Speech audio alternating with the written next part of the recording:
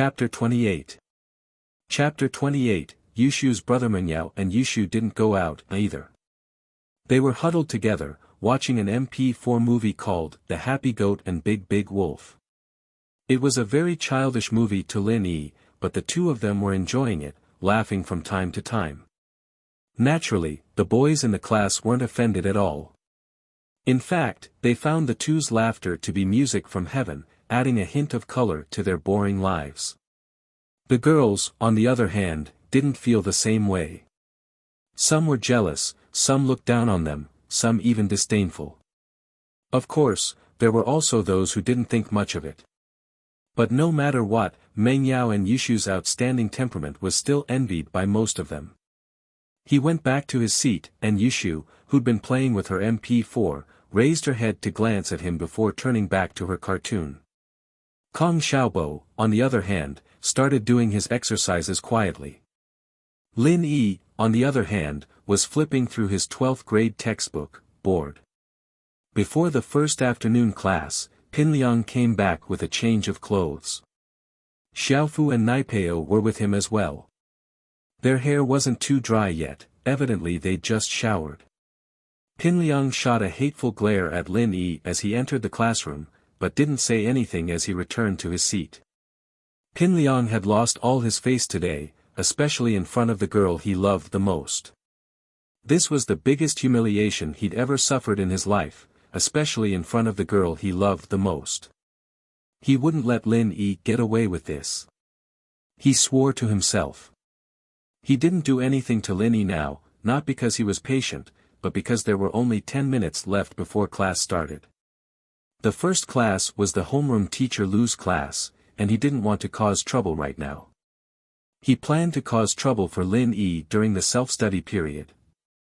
Yushu couldn't help but think of how Lin Yi had poured his pee all over his head when she looked at him.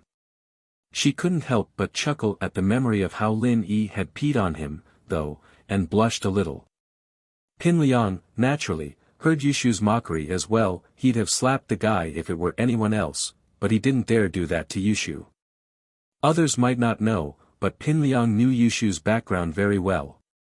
He knew that Wu Xiaocan from last year's 12th grade. He'd been chasing after Yushu since the beginning of the first year, and it was only after Yushu rejected him a couple of times that Wu Xiaocan's mind started to wander. One time, Wu Xiaocan sat next to Yushu during a movie organized by the school. He'd wanted to make a move on Yushu, but he'd failed and ended up getting slapped twice in the face by Yushu. After that, Wu Xiaocan had announced to the school that he'd dumped Yushu, and that he'd gotten bored of her. He'd even said nasty things about how Yushu had aborted her child because of him. Of course, most people understood that Wu Xiaocan was just saying that the grapes were sour. They listened to his words for the time being, but did not believe him. But while no one believed Wu Xiaocan's words, he'd pushed Yushu into the limelight for a while. Yushu, of course, had never taken something like that. She'd argued with Wu Xiaocan, even slapped him a couple of times in front of everyone. Wu Xiaocan had told her to be careful after school, that he'd find someone to gang rape her. Yushu's brother, Chen Yuming, found out about it later. It was a winter afternoon. Pinliang couldn't forget that scene no matter how hard he tried. A Land Rover had stopped in front of the school, and a tall, burly guy got out of the car and went straight to Wu Xiaocan, who was playing soccer in the field. Wu Xiaocan hadn't realized anything at the time, and he'd said to Chen Yuming, "Who the hell do you think you are? Aren't you just a stupid soldier?" Who was he trying to scare? Let me tell you, no matter how good you are at fighting, we're all here. Chen Yuming only said one sentence: "Go to the school radio station and apologize to Yushu, and we'll forget about it." Wu Xiaocan laughed, laughing wildly. He'd never heard such a ridiculous joke before, and his lackeys laughed along with him. Chen Yuming frowned and kicked Wu Xiaocan's lower abdomen, causing him to tumble. Then, he raised his fist and smashed it on Wu Xiaocan's body. Immediately, the sound of bones breaking could be heard. Wu Xiaocan's lackeys were dumbfounded. They'd fought before, but they'd never seen someone break bones right off the bat. He wasn't on the same level as them at all. Chen Yiming was truly infuriated. Yushu had been the apple of his eye since she was young, and he'd never let her suffer even a little. Not only did this Wu Xiaocan do something to his sister, he even spread rumors and insulted her, even threatening her. Chen Yiming couldn't take it anymore. At that time, Zhong Pingliang was also one of Wu Xiaocan's lackeys. He stood in the middle of the group and watched Wu Xiaocan howl like a pig being slaughtered. He was completely shocked. This miserable scene even caused him to be awakened by nightmares for the next few days. Wu Xiaocan's family was also very powerful, or else he wouldn't have been so pretentious. However, after learning that the person who beat him up was a major general, he was a little dispirited. No matter how powerful you were in the local area, you couldn't control the matters of the military. Although it reflected on Chen Yiming's troops and Chen Yiming was punished, it didn't hurt any of their muscles. This was only Chen Yiming's own background. Later, Wu Xiaocan's family found out about Yushu and Chen Yiming's parents' background, as well as Elder Chen who was far away in the capital. They immediately felt fear and trepidation. Speaking of which, although their son's behavior seemed to be messing around, it could be considered as intimidation, insult, and slander. A little more serious, it could be considered molestation and molestation. If the Chen family really wanted to mess with you, Wu Xiaocan's life would be over. Fortunately, Chen Yiming was a magnanimous person. After the Wu family came to apologize with gifts, Chen Yiming said that he wouldn't pursue the matter. At the same time, he also said that Wu Xiaocan being in school wasn't good for his sister's physical and mental health. The Wu family weren't idiots. They immediately understood Chen Yiming's meaning. The next day, they handled the transfer procedures for Wu Xiaocan, and thus, the storm ended. Not many people knew about this, but Zhong Pingliang happened to be one of them. So, even if he had 100 guts, he wouldn't dare to mess with Yushu. Thinking back to Wu Xiaocan's appearance, Zhong Pingliang couldn't help but shiver. Chapter 29. What's coming has come. The last class of the afternoon was self-study. Pingliang stood up and walked to Lin Yi's side, knocking on Lin Yi's desk twice. "What's up?" Lin Yi raised his head, a hint of impatience in his eyes. Kong Xiaobo turned around as well, looking at Lin Yi and Pingliang curiously.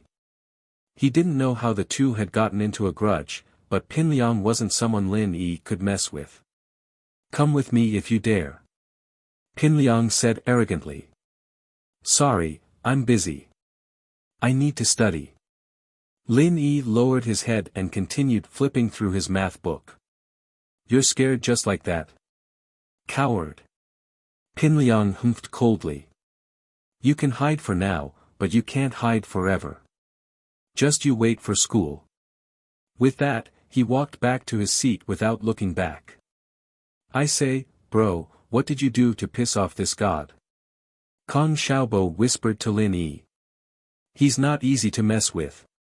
Could there be some kind of misunderstanding in between?" Lin Yi smiled bitterly. "Misunderstanding? Why would I get into a grudge with him for no reason? Wasn't it because of Meng Yao? If it weren't for her, he wouldn't have been able to kick Pingliang's butt yesterday."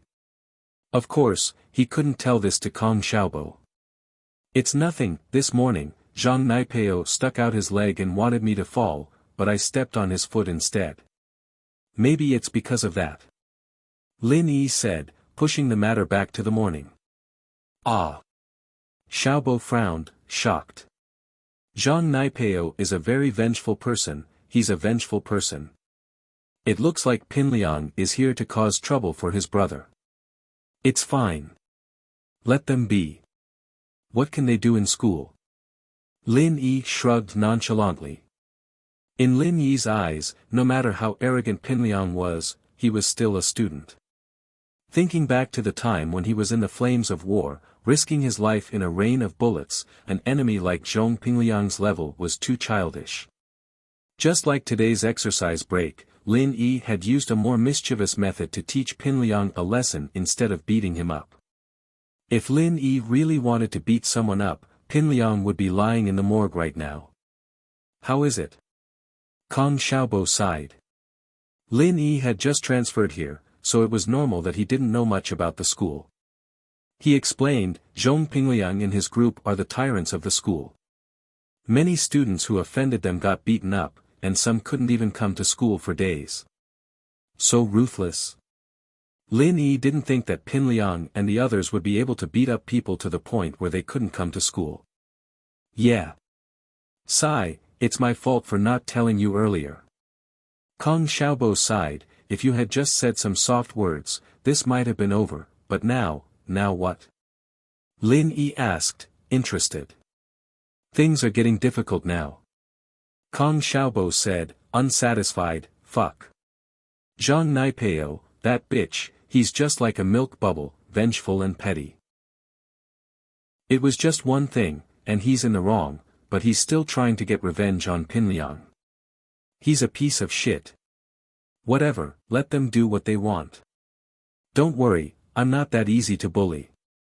Lin Yi patted Kong Xiaobo's shoulder, telling him not to worry. Kong Xiaobo pouted his lips, wanting to say something, but didn't say anything in the end. What was meant to come would come. Before the last, big class, Pingliang went to find Lin Yi. The big class was also known as night study. Many schools had big classes like this. After school ended at 4:30, there would be a half an hour break, and the big class would start at 5. The class would last for 1.5 hours without any breaks. If you're a man, come with me. Pingliang's words were even more aggressive than last time. Last time, he only said, you have balls, but this time, he used, if you're a man. Lin Yi was a man, naturally, but he wouldn't be angered by Pingliang's aggressive tone. But he understood that today's incident would come to an end sooner or later.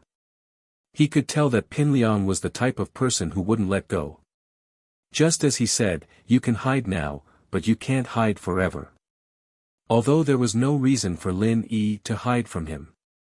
It was enough to prove that Pingliang was someone who wouldn't stop until he reached his goal. Alright, I'll go with you. Lin Yi nodded and stood up. At this time, many people were still in the classroom. They had noticed Pingliang when he first came to find Lin Yi, so when he appeared in front of Lin Yi again, he naturally became the focus of the class. However, when Lin Yi agreed to go with Pingliang, the whole class went into an uproar. Many of them sighed at Lin Yi for not knowing the rules on his first day here. They didn't know how he'd pissed off the school tyrant Pingliang, but more than that, they sympathized with him. I'll go with you. Kong Xiaobo stood up suddenly as if he had made a big decision, as if he was a soldier going to the execution ground. Kong Xiaobo was struggling in his heart as well. Although it was his first day meeting Lin Yi, he felt like they were kindred spirits. Especially in the boring 12th year of high school, it was rare to have a friend he could talk to. Pingliang was very powerful in school, and Kong Xiaobo couldn't go against him at all. All he could do was stand aside and see if he could reduce the conflict. Fuck, Kong Xiaobo, are you crazy? Stand up for him. Pingliang was furious when he saw his classmates standing up for a new transfer outsider. This was a provocation to his authority in the class. Kong Xiaobo was a little timid under Pingliang's aggressive gaze, but he didn't back down. He raised his head and said, Pingliang, Lin Yi is a new transfer. He doesn't know the rules, don't bother with him, you motherfucker, you're lecturing me. Who the hell do you think you are? Pingliang was furious. Didn't know the rules. How could he let it go so easily? He even pissed on himself. Pingliang was furious when he heard Kong Xiaobo's casual tone. Since you're so willing to stand up for him, you can come too. Fuck, I'm not Pingliang if I don't kill you today. Xiaobo's expression froze, his body trembling slightly. He'd always been one of the more obedient students since he was young, and while it was in his nature to be a man, he'd never gotten into a fight before. Lin Yi didn't need Kong Xiaobo's help, but he was very touched by Kong Xiaobo's sincerity. He patted Kong Xiaobo's shoulder and said, no problem, let's go together. Kong Xiaobo heard Lin Yi's words, and he felt a little more confident. At most, he would just get beaten up together. He puffed his chest out and followed Lin Yi to the class gate. Pinliang couldn't help but get pissed when he saw Xiaobo's face. A classmate of his was siding with an outsider. He had to teach this traitor a lesson. Chapter 30. Violence against violence. Yao Yao, Shield Bro, and Pinliang are at the rooftop. Should we go check it out? Yushu couldn't hold back her curiosity any longer. I'm not going. Meng Yao remembered the blushing scene from this morning the moment she heard Lin Yi's name. She frowned as she turned back to her English book. She still hadn't memorized the vocabulary for the day. Let's go. Yushu said, her heart itching. We don't have anything to do right now anyway. Go yourself if you want to, I'm not going. Meng Yao humphed. Shu, have you fallen for that country bumpkin? Bullshit. Yushu's face reddened. Who would fall for him? I just want to watch the show. Then go yourself, I'm definitely not going. Meng Yao said firmly. Let's go, Yao Yao. He's your study companion, after all. You have to look at the owner before you beat the dog. What if you hurt Lin Yi? You'd lose face. Yushu continued to persuade Meng Yao, evidently unwilling to give up. Shu, why are you so annoying? Meng Yao couldn't even focus on her book anymore. Alright, I'll go with you then. Hee hee. Let's go. Yushu grabbed Meng Yao's hand excitedly, and the two ran towards the rooftop. Hope we don't miss out on the fun. On the rooftop, Pinliang, Naipeo, and Xiaofu were all rubbing their palms together with smiles on their faces. Pinliang put a cigarette in his mouth, but Xiaofu was quick enough to light it up with a lighter. Pinliang took a long drag of his cigarette and blew the smoke at Lin Yi's face. You motherfucker, aren't you supposed to be strong? Why don't you take out your dick again? Pour it on me again. If it's because of what happened yesterday, then fine, I admit it was my fault. Lin Yi said calmly. But what happened today has nothing to do with me. Ha. Now you admit your mistake. Pinliang enjoyed the feeling of his opponent lowering his head, but he still said arrogantly, but it's too late. Also, what happened today has nothing to do with you. Are you stupid? You're still being stubborn at a time like this? There are so many empty urinals, what are you doing behind me? I don't think we need to line up, right?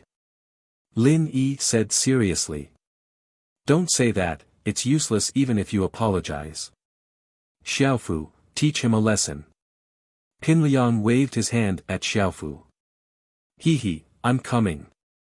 Gao Xiaofu smiled evilly. He took out a stool leg from behind him and walked toward Lin Yi.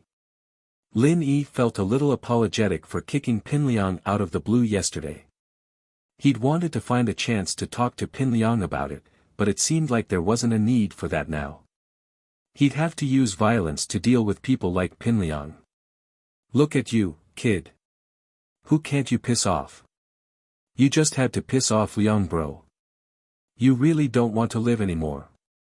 Xiaofu said as he raised the stool leg and smashed it at Lin Yi. Pinliang was smoking proudly on the side, feeling very satisfied. Who told you to piss off me? I'll change my surname if I don't beat your head up today. Pinliang seemed to be imagining the scene of Lin Yi's head splattering blood.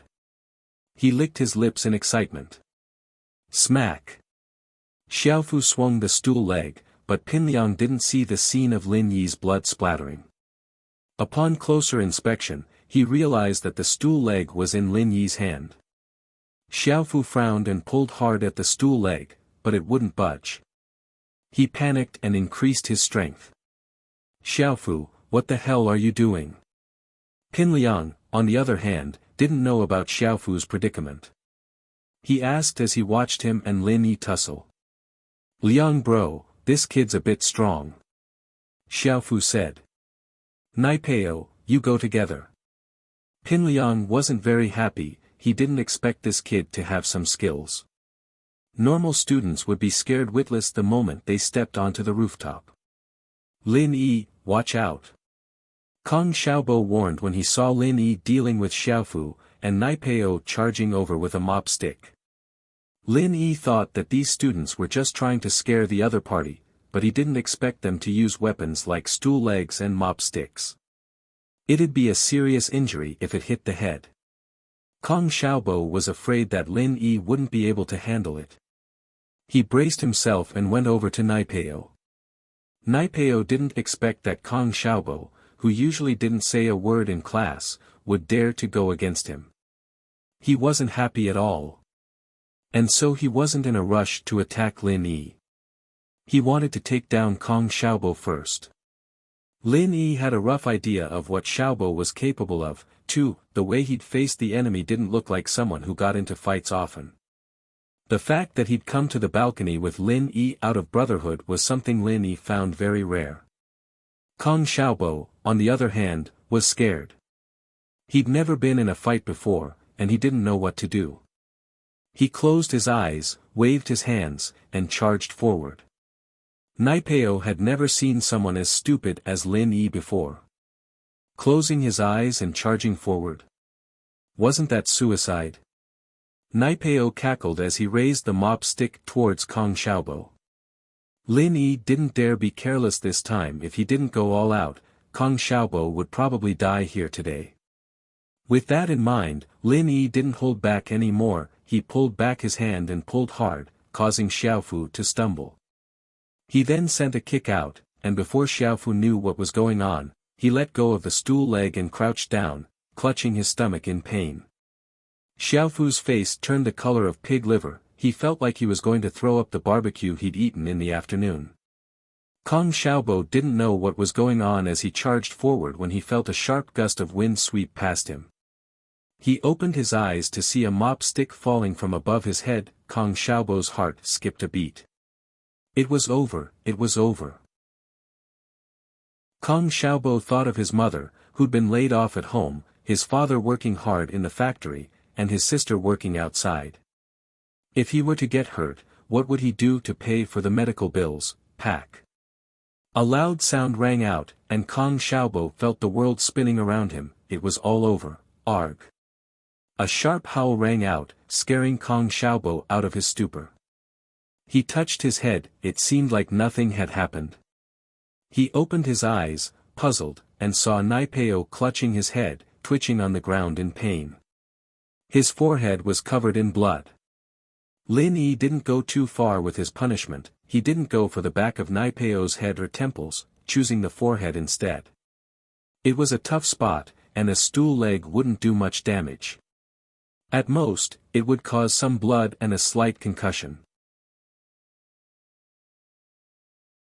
Chapter 31.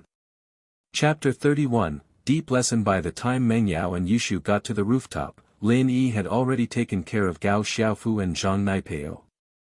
Yushu was a little disappointed as she looked at the two groaning figures on the ground. She'd missed out on something as spectacular as this despite her haste. Yao Yao, Lin Yi's pretty strong. Yushu said to Meng Yao. What does that have to do with me? Meng Yao was a little shaken as well. If Lin Yi's kick yesterday was considered a sneak attack, and today's in the washroom was considered a shameless act, then what he was doing now was a display of his true strength. Meng Yao knew Kong Xiaobo's personality very well. She'd never spoken to him before, but boys like him were the cowardly type who'd hide far away from fights. Lin Yi was the only one fighting alone now. He looked at Naipeo and Xiaofu on the ground. Both of them were moaning as they clutched at a certain part of their body. This meant that Lin Yi had only used one move to take them down. He's more than qualified to be your shield. I'm sure that after what happened today, Lin Yi's name will be very famous in the school. Who'd dare come near you then? Yushu said with a smile. Meng Yao humphed, but didn't say anything. Lin Yi patted Kong Xiaobo's shoulder after taking down Gao Xiaofu and Zhang Naipeo. Are you alright? Ha! I'm fine. Xiaobo snapped out of his stupor. He didn't expect Lin Yi to be this strong, taking down two of Pinliang's generals in just 2 moves. He really was a master in disguise. Bro, you're amazing. Pinliang, I didn't want to do this, but you forced my hand. I had no choice. Lin Yi walked up to Pinliang innocently. Pinliang, naturally, wasn't scared. Lin Yi was strong, but he'd seen that it was just a trick. He'd kicked Gao Xiaofu when he wasn't paying attention, snatched the stool leg from his hands, and kicked it at Naipeo when he wasn't paying attention. As such, Pinliang didn't think that Lin Yi was that strong. He thought that he'd gotten lucky. Pinliang reached out, and a dagger appeared in his hand, calming him down a little. Lin Yi, don't say useless things. If I don't kill you today, I won't be able to live in this school anymore. With that, Pinliang pulled out his dagger and stabbed at Lin Yi. Lin Yi didn't think that Pinliang would go to such extreme. The kid didn't think about the consequences at all. If a murder happened in school, his family wouldn't be able to get away with it no matter how powerful they were. Lin Yi decided to teach him a lesson he wouldn't forget. If he wasn't the one standing here today, he'd be the one getting stabbed. When Pinliang's dagger came at him, Lin Yi grabbed his wrist. Pinliang was on the brink of insanity. He kept twisting his body after Lin Yi grabbed his wrist, trying to stab the dagger into Lin Yi's body as he screamed. Lin Yi, I'll fucking kill you. Yushu couldn't help but cover her mouth when Pinliang charged at her. She knew what Pinliang was capable of, and she didn't know if Lin Yi could dodge the attack. She wanted to stop him, but it was already too late. But when Lin Yi grabbed Pinliang's wrist, Yushu let out a sigh of relief. Meng Yao, who was beside her, seemed to have let out a sigh of relief as well. Lin Yi increased the strength in his grip, and Pinliang felt as if his wrist was being clamped down by a pair of iron pincers. It was getting tighter and tighter, and the pain made his entire arm tremble. He opened his palm subconsciously, and the dagger fell to the roof with a clatter. Lin Yi grabbed the shocked Pinliang by his hair and roughly dragged him to the edge of the roof. With a strong push, he pushed half of Pinliang's body off the roof. Ah! Pinliang screamed as he felt his body falling down, cold sweat forming on his forehead. For the first time in his life, the fear of death shrouded his heart. He didn't want to die. Pinliang only let out a sigh of relief when half of his body was hanging off the roof. His lower body wasn't thrown off the roof, but even so, he could feel his entire body drenched in cold sweat. Lin Yi pushed Pinliang's legs forward again, and Pinliang shuddered. He couldn't care less about his face anymore, and started crying. Lin Yi, I'm wrong, let me go, don't throw me down, I'm wrong, I'm really wrong. Lin Yi didn't say anything as he pushed Pinliang's legs forward again. Lin Yi bro, I'm begging you, let me go. I won't do it again, I won't mess with you anymore. Pinliang's voice wasn't even normal, his body shaking non-stop. I kicked you yesterday, I admit it's my fault, Lin Yi said faintly. Lin bro, you were right, it's my fault, you can kick me if you want. Pinliang was scared out of his wits. I said it's my fault, I'm not a person who likes to bully others. Lin Yi's voice was cold as he let go of Pinliang's leg. Ah! Pinliang didn't expect Lin Yi to let go just like that, and started screaming. He felt like his life had come to an end. But after screaming for a long time, Pinliang realized that he was still hanging in midair, and hadn't fallen. Pinliang felt a warm current between his legs, and he peed his pants. Alright, you were wrong yesterday, but I forgive you, it's fine, it's fine. Pinliang didn't dare say anything else this time, and only dared to follow Lin Yi's instructions. I hope you remember what you said today. Lin Yi suddenly pulled Pinliang back from the rooftop and threw him on the ground. Pinliang felt like he'd just walked through the gates of hell, and his body was drenched as if it had just rained. It was a piece of cake for Lin Yi to kill Pinliang, but he knew that this was a school, not the war-torn North Africa. He couldn't kill Pinliang, at least not in a public place like this. Let's go. Lin Yi smiled at Kong Xiaobo. Fuck, Lin Yi, aren't you a little too much? I can't believe she made Pin Liang submit. Kong Xiaobo didn't expect Lin Yi to be so ruthless, and his admiration for him flowed like the Yangtze River. I, Kong Xiaobo, have decided that I'll follow you from now on. You're my boss from now on. Don't be so impulsive next time, fighting isn't a good thing. It's okay to be brave, but don't rush in blindly. Lin Yi smiled. Chapter 32. He did it himself. Lin Yi blinked, raising his head to look at the balcony's entrance. Who else could it be if not Meng Yao and Yushu? Lin Yi, on the other hand, didn't think that Meng Yao and Yushu would have a crush on him or whatsoever. He could guess that they were here because Yushu wanted to join in the fun, and dragged Meng Yao along. Just watching the show. Lin Yi said nonchalantly. Why do I get the feeling that it's Meng Yao and Yushu from our class? Kong Xiaobo, on the other hand, was getting a little excited. Boss, don't tell me you've gotten two beauties to you. You're thinking too much. Lin Yi said helplessly as he patted Kong Xiaobo on the back of his head. I should have let Naipeo hit you in the head to wake you up if I'd known you were this talkative. Heh heh. Kong Xiaobo laughed heartily. Kong Xiaobo had spent 3 years in high school, 3 years of being a coward. Who would have thought that he'd be this cocky right before his graduation? Kong Xiaobo felt an indescribable sense of satisfaction as he looked at the 3 school tyrants on the ground. Liang bro, are you alright? Xiaofu's injuries weren't that bad, and his stomach wasn't hurting as much anymore. He ran to Pin Liang's side after Lin Yi left, helping him up. I'm fine. Pin Liang said, his face pale. He didn't seem to be lying. What do we do, Liang bro? Are we just going to let it go like that? Xiaofu asked, very upset. Motherfucker, I've suffered a huge setback today. Pin Liang cursed fiercely. I didn't think the kid had some tricks up his sleeve. I almost fell for it. It's all my fault. Xiaofu quickly apologized when he saw the unfriendly look on Pin Liang's face. He didn't want Pin Liang to vent his anger on him.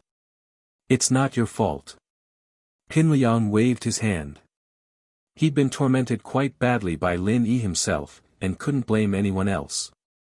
All he could say was that they weren't a match for Lin Yi. The 3 of us aren't a match for that kid. We'll have to ask for help if we want to teach him a lesson. Why don't we talk to Zhou Ruoming and ask him to show up? Gao Xiaofu suggested. If we don't look for him, we'll lose face if he finds out about this. We won't be able to stay in school anymore. Pin Liang said with a wave of his hand. I'll go to my dad's place. Lin Yi and Kong Xiaobo returned to the classroom safely, and the students who'd been worried about them breathed a sigh of relief. Most of the students still hated Pin Liang's arrogance, but there were a few who were happy to see that Lin Yi and Kong Xiaobo were fine. What confused them, however, was that Pin Liang, Xiaofu, and Naipeo didn't return to the classroom at all. They were nowhere to be seen even when the class started. This meant that something was wrong. Pin Liang didn't want Zhou Ruoming to know about this, but he still bumped into Zhou Ruoming on the field. Xiaofu held on to Naipeo as they followed behind Pin Liang, the 3 of them looking like soldiers who'd just lost a battle, stumbling as they walked. Pin Liang, what's wrong with you guys? Zhou Ruoming was playing basketball on the field when he saw the 3 familiar faces. He took a closer look and realized that it was Pin Liang's friends. Pin Liang cursed inwardly at his bad luck. His teeth would get stuck when he was down on his luck. Why did he have to run into him like this? As one of the Big Four, Pin Liang cared a lot about his reputation. Now that another Big Four had seen him in such a pitiful state, his reputation as a Big Four would be ruined if word got out. It's nothing. Pin Liang didn't want to say too much. He waved his hand and quickened his pace. I say, Liang, did someone beat you guys up? Who did it? Tell me, Ming bro, I'll fix them for you. Zhou Ruoming could tell that they'd lost a fight after seeing their sorry state. So he said in a very arrogant manner. Pin Liang, on the other hand, knew what Ruoming was capable of. He was the best fighter out of the Big Four, and he had dealings with the underworld as well. He was a real gun and knife user. But what happened today was too embarrassing, and Pin Liang didn't want too many people to know about it. He waved his hand. It's nothing, we were just sparring, and we ended up using too much force. Since Pin Liang didn't want to say anything, Zhou Ruoming didn't ask anymore. He watched as the three left and Zhou Ruoming shook his head. Idiot, hitting your own people. Trying to kill them? I don't believe it. Boss, where do you live? Can we leave together after school? Kong Xiaobo was still in a state of excitement. He admired his new boss from the bottom of his heart. Lin Yi's heart skipped a beat. He couldn't let anyone know that he was leaving with Meng Yao tonight.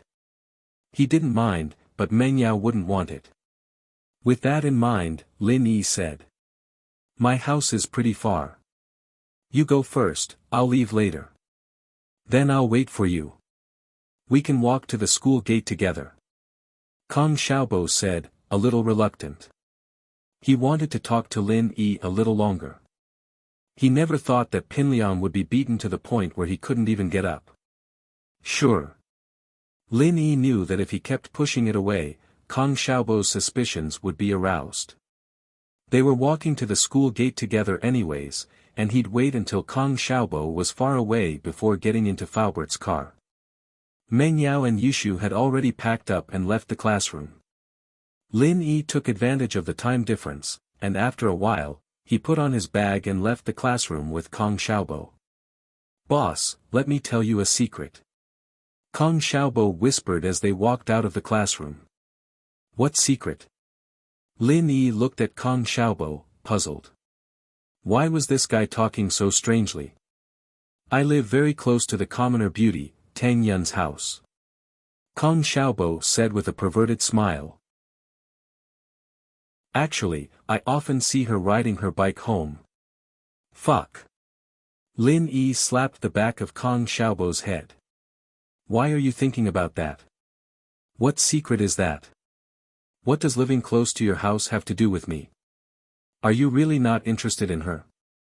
Kong Xiaobo asked, not believing him. It's not that I'm not interested, it's that I've never seen what she looks like. You want me to be interested in a random person? That's impossible. Lin Yi said, amused. Alright, go back, I'm leaving too.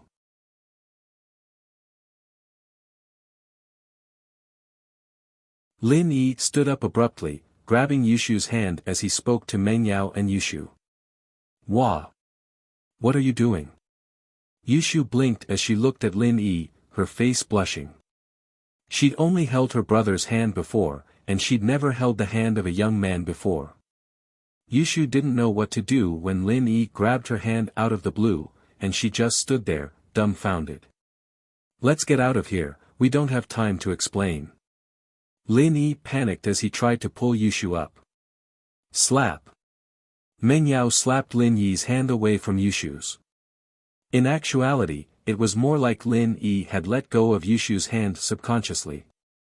Meng Yao wouldn't have been able to pull that off with her strength alone. Lin Yi, what are you doing?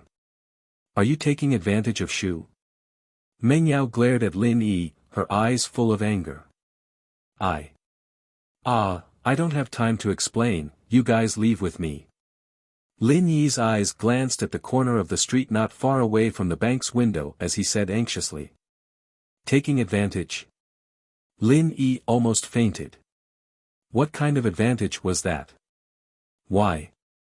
Meng Yao humphed, who do you think you are? What's wrong with you? If you want to leave, you can leave by yourself. We still need to get a card. Yushu didn't know what was going on. What was wrong with Lin Yi? He looked calm and collected, why was he so impulsive all of a sudden? Let's get out of here first.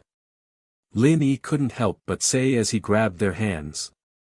Yushu and Menyao's hands were pulled up by Lin Yi, one on the left and one on the right.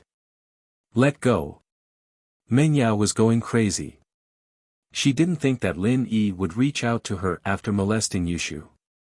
She tried her best to shake off Lin Yi's hands. Yao Yao, let's get out of here first. Yushu was more rational than Menyao. She had recovered from the shock and saw that Lin Yi's face didn't have that perverted expression on it anymore. Instead, it was replaced with an anxious expression. Yushu understood Lin Yi better than Menyao did, and she knew that Lin Yi wouldn't come all the way to the bank just to mess with them. If he really wanted to take advantage of them, then last night would have been the best time to do so. Unless there was something wrong with his brain, he wouldn't choose to do it in a crowded bank. Menyao paused and looked at Yushu strangely. She didn't understand why Yushu was on Lin Yi's side all of a sudden. Lin Yi looked at the hesitant Menyao and sighed. It was too late. This was because he had already seen a few men in black trench coats pushing open the door of the bank and walking in. Bang! A sharp gunshot rang out, and the orderly bank immediately fell into chaos. Screams, children's cries, and the alarm went off at the same time. Don't move, we'll kill whoever moves. The leader was a bald man wearing a black mask. He raised a black pistol and shouted at the people in the bank. Lin Yi sighed softly. He had missed the best opportunity to escape when he was fighting with Menyao and Yushu. It seemed like it was impossible for him to escape now. Chapter 34. The bank robbery. Lin Yi wasn't the heroic type, quite the opposite. He'd always kept a low profile, knowing what he should do and what he shouldn't do. Just like in North Africa, Lin Yi had always remembered that his job was to protect the visiting delegation, not to act like a hero in a war-torn place. As a result, Lin Yi's priority was to protect Menyao and Yushu, not to capture the robbers. The police would take care of things like this, and Lin Yi didn't want to get involved. Menyao and Yushu, evidently, had never been in a situation like this before. They were a little stunned, not knowing what to do. Everyone, listen up. Put your hands on your head and squat down. I promise I won't hurt you. However, if anyone dares to move, don't blame me for being rude. Baldy fired another shot into the sky. The originally noisy bank instantly quietened down. The children forgot to cry, and the adults forgot to shout. Everyone was obedient, hugging their heads and squatting on the ground. They didn't have much of a choice against the gun-wielding robbers. They had to obey if they wanted to live. It wasn't that these people didn't have a sense of justice, but that whoever stepped up would pay with their lives. While Baldy was lecturing them with his gun, Baldy's accomplices had already rushed to the front of the bank's counter. After smashing the bank's window with a hammer, they used their guns to force the bank staff to put the money into the designated bag. Hurry up. What the fuck are you waiting for? One of the robbers barked impatiently at a middle-aged bank employee. I'll shoot you if you keep this up. Yes. Yes. The man was timid. He was scared by the robber, and his hands trembled. Pa! A stack of banknotes fell to the ground and scattered. Motherfucker! Are you trying to stall for time? The robber glared and fired a shot, hitting the man's arm. The man cried out in pain as he clutched at his arm. The robber's previous shots were all empty. Although they had a certain deterrent effect, it was not as strong as this shot. This shot was really aimed at people, so in the bank, whether it was the staff or the customers, they were so shocked that they covered their mouths. They were even more afraid of these criminals and did not dare to move. Baldy was very satisfied with his subordinate's decision to kill one to warn the others, and he swept his gaze across the entire bank. Yao Yao, I'm scared. Yushu was usually a brash girl, but she gripped Menyao's arm tightly at this critical moment. Her face was pale as a sheet. It's okay, it's okay. Shu, I'll protect you. Menyao was scared herself, but Yushu was a year younger than her. She had to act like a big sister and comfort her. You two don't have to comfort each other. I will protect your safety. Lin Yi said calmly. Although Lin Yi wasn't sure that he could capture all the robbers alive, he could still protect Meng Yao and Yushu from harm. Meng Yao moved her lips, wanting to say something sarcastic to Lin Yi out of habit, but she didn't say anything when she saw his determined gaze. Seeing that the robbers were about to leave the bank, police sirens came from outside the bank. The customers in the bank frowned when they heard the sirens. After all, sometimes it was a good thing that the police came, but in this situation, the robbers couldn't run away. It was inevitable that they would do something extreme. If they took a few more hostages, it would be even worse. So most of the people felt gloomy at this moment. To them, it didn't matter how much money was lost in the bank. Being able to walk out of here safely was the most important thing.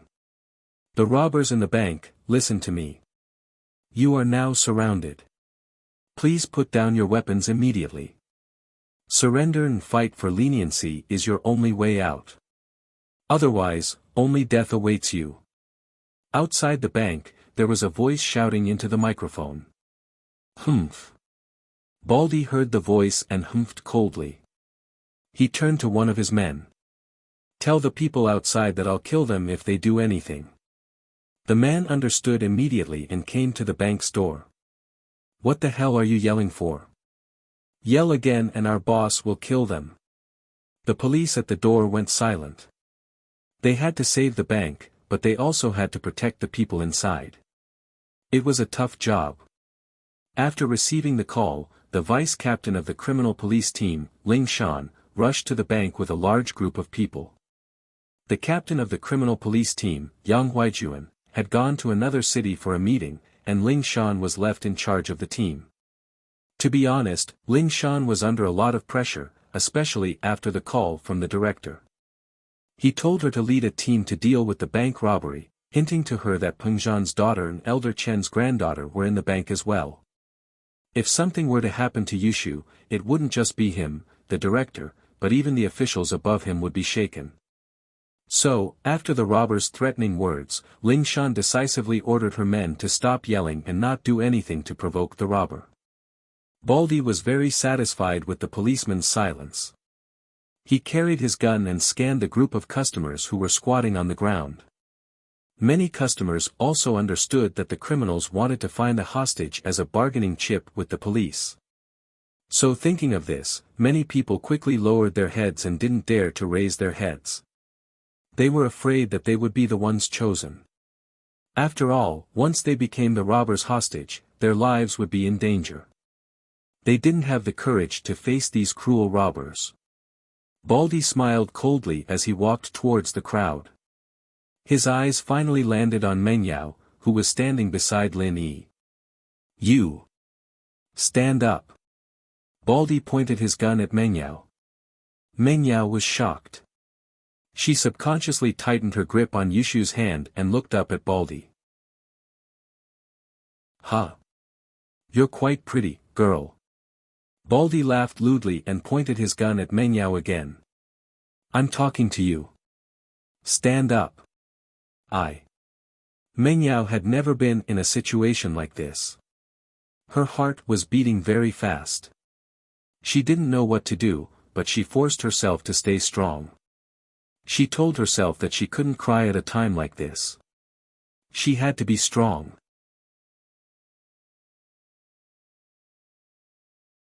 Chapter 35. I'll be your hostage, I'll be your hostage. What's so great about bullying a little girl? Lin Yi said faintly as he stood up. Meng Yao stared at the man who'd pinned her down in disbelief. He'd actually stood up for her at a time like this? Wasn't he afraid of death? It was true that Meng Yao understood that Lin Yi had taken a lot of her father's money, but money was nothing compared to life. No one didn't care about their own lives, and Meng Yao wasn't stupid enough to think that Lin Yi was standing up just because he'd taken someone's money. Meng Yao felt that Lin Yi wasn't as despicable as before. At the very least, he was a man with an indomitable spirit. Meng Yao was certain that Pin Liang wouldn't stand up at a time like this. Perhaps he was even more afraid than she was, hiding his head even lower than she was. Why was she comparing Lin Yi to Pin Liang? Meng Yao shook the unrealistic thoughts. Now wasn't the time to think about things like that. Fuck. Baldy wasn't expecting someone to cause trouble for him. After all, it was impossible for anyone to hide from a hostage, and yet this guy was still charging in. Was he an idiot? Who the fuck are you? Did I call you? Baldy frowned as he glared at Lin Yi. Stay where you are if you don't want to die. Don't you need a hostage? Who's different? Lin Yi shrugged. Don't worry, I'll cooperate with you. Motherfucker. Baldy was enraged. He thought to himself, why does this kid have to ruin my plans? He couldn't help but feel a surge of anger as he raised his gun and fired at Lin Yi. With Lin Yi's current level of training, Baldy wouldn't be able to hurt him even if he shot him at such a close range. Ever since he started practicing the art of dragon mastery, Lin Yi's reflexes had become abnormally sharp. He only needed to tilt his body slightly to dodge the bullet. But the moment Lin Yi turned, Lin Yi's heart jumped. There was a girl behind him, and Baldy's bullet was coming at him from above. If he dodged, the bullet would hit the girl behind him, and even if the girl didn't die, she'd be heavily injured. Lin Yi clenched his teeth and turned his body around again, facing the bullet. The bullet pierced into Lin Yi's thigh. It wasn't as painful as it should have been, but Lin Yi still frowned. Fortunately, Lin Yi's positioning wasn't bad, and the bullet hit the flesh instead of the leg bone. Ah! The crowd screamed involuntarily, and Meng Yao and Yushu covered their mouths at the same time. Lin Yi took a bullet. Meng Yao and Yushu, on the other hand, saw it all clearly. Lin Yi could have easily dodged the shot, but he didn't want to hurt the girl behind him, so he took the shot. At the thought, Meng Yao's gaze on the girl behind Lin Yi grew angrier. Fuck, there's someone who's not afraid of death. Baldy was very surprised. Was this kid crazy? Boss, there are more and more cops outside. One of the robbers ran over and whispered to Baldy. Fuck. Baldy cursed and pointed his gun at Lin Yi's head. Since you're willing to be a hostage, then you'll do it together. Ma Lu, look after this kid. All right. Ma Lu took out his gun and pointed it at Lin Yi's head. Kid, who told you to act like you're a hero at a time like this? It's not that easy to be a hero. Lin Yi didn't say anything, and he was thinking about whether he should do it here or wait for a while. But here, the robbers were too scattered, and it wasn't convenient for him to make a move. There were too many people here, and it'd be even harder to make a move if there was a big mess. Girl, stand up. Baldy didn't want to let go of Meng Yao. He aimed his gun at Meng Yao again. She didn't know why, but Meng Yao wasn't as scared as before. She stopped Yushu, who was about to stand up with her, with a look, and stood up resolutely. Yushu wanted to stand up with Meng Yao, but Meng Yao's eyes told her not to go, and go back and think of a way to save them. Naturally, Yushu wouldn't let her emotions get the better of her. Let's go. Baldy pointed the gun at Meng Yao's head and said. Lin Yi was a little puzzled. Why did Baldy have his eyes on Meng Yao? Could it be because of Meng Yao's beauty? Lin Yi could only think of that, because he couldn't think of anything else that would make Baldy interested in Meng Yao. Logically speaking, one hostage was enough. When negotiating with the police, it wasn't about how many hostages you had, but whether or not you had a hostage. Even if you had a hostage, the police wouldn't act rashly. Police outside, listen up. Baldy's underling, who had gone to talk to the police, stood at the bank's entrance and continued shouting, everyone, retreat 100 meters away, and don't send anyone to follow us after we get in the car, or we'll kill the hostages. Outside the bank, Ling Shan frowned when she heard the robber's words. Naturally, she didn't want to retreat 100 meters, but when she remembered that there were hostages in the bank, she sighed and said to her underlings, retreat. Actually, Ling Shan didn't want to surround the bank in public, because it would only put pressure on the robbers and make them do crazy things. If they surrounded the bank and followed them secretly, the robbers might not choose hostages. But Ling Shan's suggestion was called heroism by the police, and it made her very depressed. Baldy was very satisfied with the police's actions, and he pointed his gun at Meng Yao's head, while Ma Lu pointed his gun at Lin Yi's head, and they walked out of the bank together. Yao Yao. Faubert, who was standing beside Ling Shan, suddenly saw Meng Yao in the robber's hands, and his heart skipped a beat. "Mr. Li, you know the hostage?" Ling Shan had a bad feeling about this. "That's Mr. Chu's daughter, Meng Yao." Faubert was very nervous.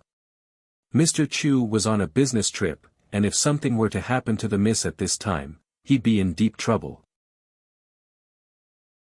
What? Ling Shan froze, and her heart was even more panicked.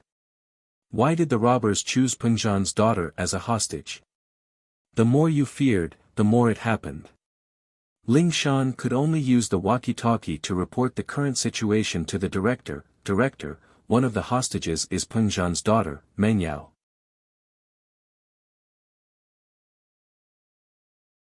Chapter 36. Chapter 36, Infuriating car plate, but the snipers here are ready, 90% sure that they'll be able to kill the robbers. Ling Shan argued. You said it yourself, 90%. What about 10%? What if they hurt Miss Chu? You and I won't be able to walk away unscathed. The director scolded. I told you, don't do anything rash. Fulfill the robbers' conditions first, and then we'll decide what to do. Got it. Ling Shan was quite troubled. She'd wanted to let her men take the risk and use the snipers to kill the robbers, but she didn't dare give risky orders like that. The director wasn't on her side anymore, what else could she do? Baldy was very proud of the police's indifference. He quickly took his men to the black modern business car on the side of the road, then started the car and drove away. The robbers had 2 hostages, and so Ling Shan didn't dare make any rash moves. She could only watch as the robbers got into a black MPV and drove off. Miss. Faubert was panicking as he watched the car leave. He'd called Mr. Chu earlier, but he couldn't get through. Now that the robbers had Meng Yao as a hostage, Faubert was starting to panic. Mr. Li, the police will take care of this, don't worry, Ling Shan said to Faubert before taking out her walkie-talkie. Attention all squads, attention all squads. The robber's car plate is a 74,110 MPV, and it's already left the bank. If you see it, be prepared to follow it. 74110. After giving the order, Ling Shan mumbled the car number. This robber really didn't care about her at all, getting a 74,110 plate number. With that thought, Ling Shan took out her walkie-talkie and keyed in a number. Traffic police. I'm Ling Shan from the criminal police, help me look up a car plate, Soma 74110. HM. What? A Buick? Isn't it a MPV? Is that right? Alright, it's fine then. That damned fake license plate, it actually had such an arrogant license plate number. This was obviously putting on a show for him. This was a blatant provocation. Ling Shan was about to explode from anger, but she really did get the license plate number. Baldy ordered his men to tie up Meng Yao and Lin Yi's hands as soon as he got in the car. He looked at Lin Yi proudly. I say, you idiot, what does this have to do with you? Why are you joining in the fun? The person we're looking for is the Chu first miss, yet you insist on acting like a hero. Don't blame us for capturing you as well. After listening to Baldy's words, Lin Yi's heart suddenly moved. This guy actually knew Meng Yao. This was something the two didn't foresee. They thought that the hostages were chosen randomly, and that Baldy was obsessed with Meng Yao because he thought she was pretty and wanted to take advantage of her. They didn't think that these people had a premeditated plan. They were here for Meng Yao. You know me? Meng Yao was shocked as well. She didn't expect these thugs to know her. At the same time, she couldn't help but ask subconsciously. I know you, how could I not know you? You're the daughter of the chairman of Pengzhan Industries. Baldy enjoyed the feeling of being on top of others. Why would I capture you if I didn't know you? You. Why did you capture me? Meng Yao felt that something was wrong. These people seemed to have a premeditated plan, and they were here for her. Capture you? Huh, what do you think? Baldy opened his big mouth, revealing a mouthful of yellow teeth. Tell me, what do you have that's worth capturing? Meng Yao was startled. This man couldn't be a pervert, could he? After capturing her, he wanted to molest her. At the thought, Meng Yao felt that it was highly possible. She was so pretty, so sexy, with big eyes, fair skin, and firm breasts. Any man would fall for her, no. Meng Yao wanted to cry.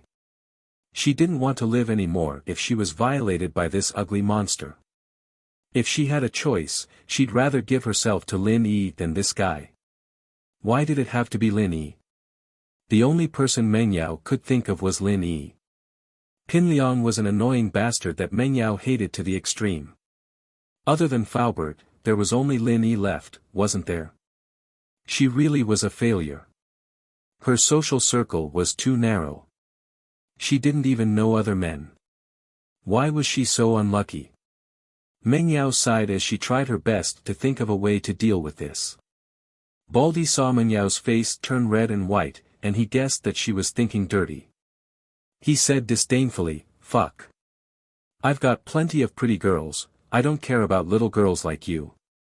Someone's paying to capture you, of course. Meng Yao let out a sigh of relief when she heard Baldy's words. It was good that he didn't have that kind of thoughts about her. Boss, I like her even if you don't like her. Why don't you let me play with her for a bit? Ma Lu's face turned lecherous. He wanted to make a move on Meng Yao. Ma Lu, you'd better fucking calm down. You can't touch this girl, the higher-ups said that she needs to be whole. Baldy said as he glared at Ma Lu. Oh, that's too bad. Ma Lu seemed to be afraid of Baldy. He sat back down obediently after the scolding, not daring to make any more moves. She's so pretty, I wouldn't have lived my life in vain if I could have a go with her. Don't talk about useless things like that. I'll give you the money after this is over. You can go find any girl you want and play with her however you want. Baldy said impatiently with a wave of his hand. He wasn't happy with Ma Lu's impatience.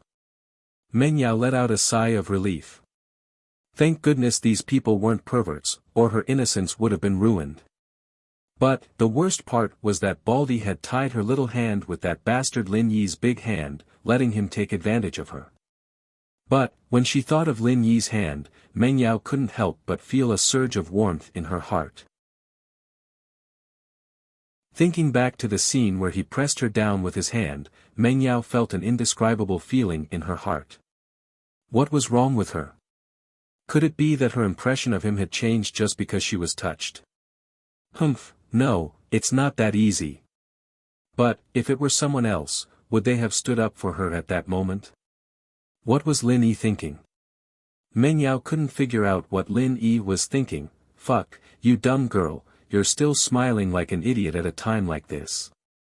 Baldy was pissed as he saw Meng Yao's face blushing and giggling. This was a humiliation to him. He was the kidnapper, and this girl was smiling in front of him. Wasn't she looking down on him?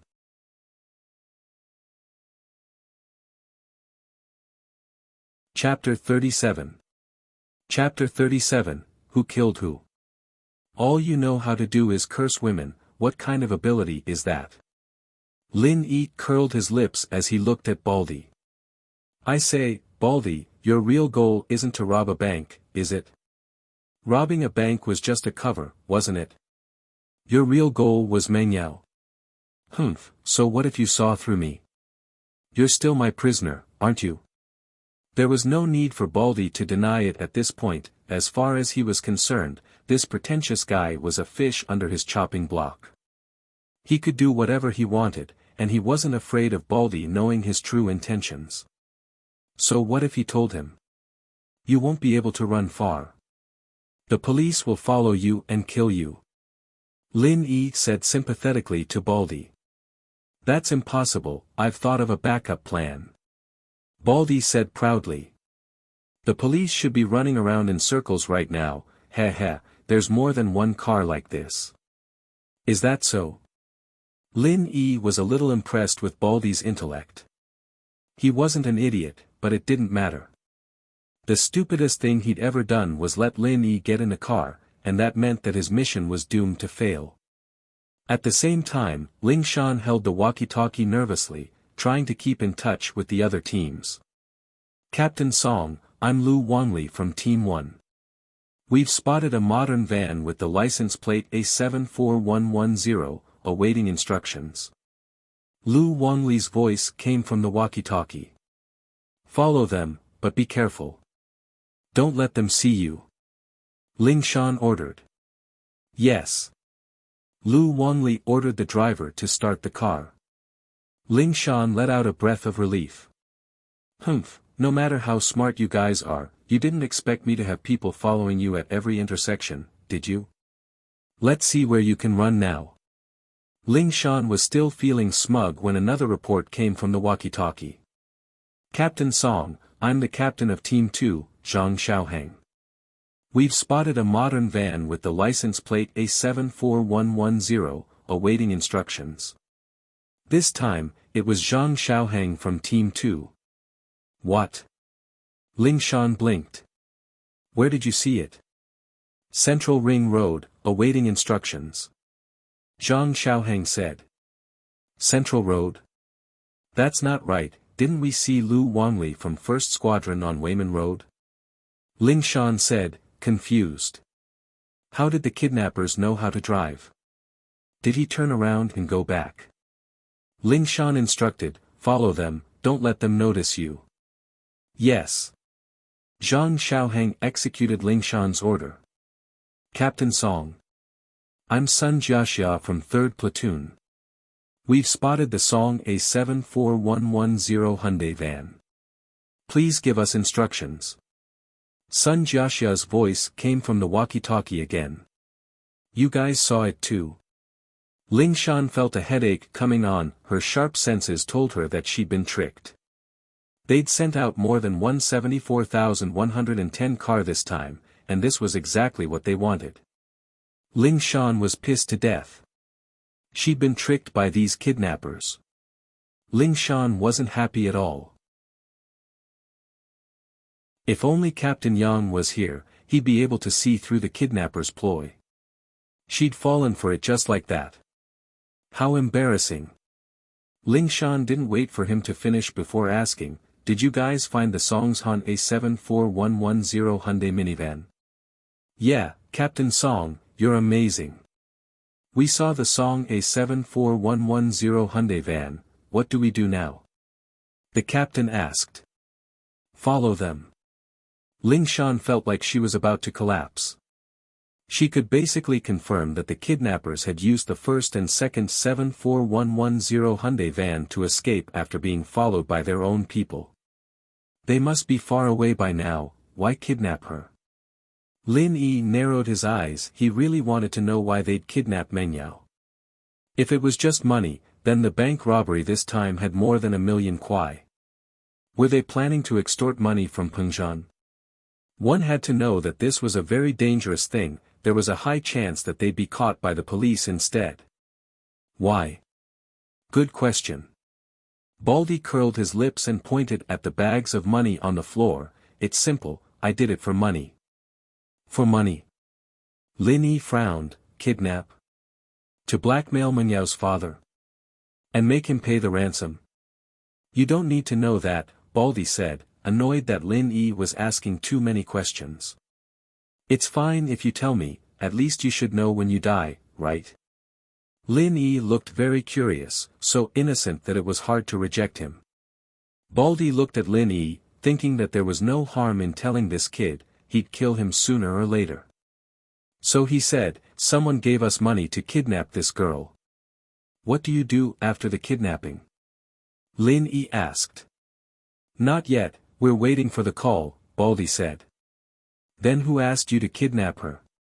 Lin Yi continued asking. I don't know, Sihua bro introduced us, Baldy said. Who's Sihua bro? Lin Yi asked again. Fuck. Why do you have so many questions? Motherfucker, if you keep asking, I'll kill you. Baldy was getting impatient from Lin Yi's questions. Oh, okay, then don't move, or I'll kill you. A gun suddenly appeared in Lin Yi's hand, and he pointed it at Baldy's temple. You. Baldy's eyes widened. Who could tell him what was going on? Wasn't this kid's hands tied? Why did he have a gun? In the car, the other kidnappers were shocked as well, not understanding what was going on. Lin Yi pointed a gun at their boss's head. You. How did you untie the rope? Baldy didn't understand. Indeed, he didn't understand. Weren't Lin Yi's hands tied together? Oh, I was stupid when I was a kid. When I played with flower rope, I often tied my hands together in a dead knot. After a while, I could untie it myself, Lin Yi said. Wow. Baldy's mouth opened wide in shock. Was that even possible? Flower rope could be so powerful. However, Baldy was still surprised. Then why do you have a gun? I got it from that Ma Lu. Lin Yi said as he pointed at Ma Lu, who was closest to him.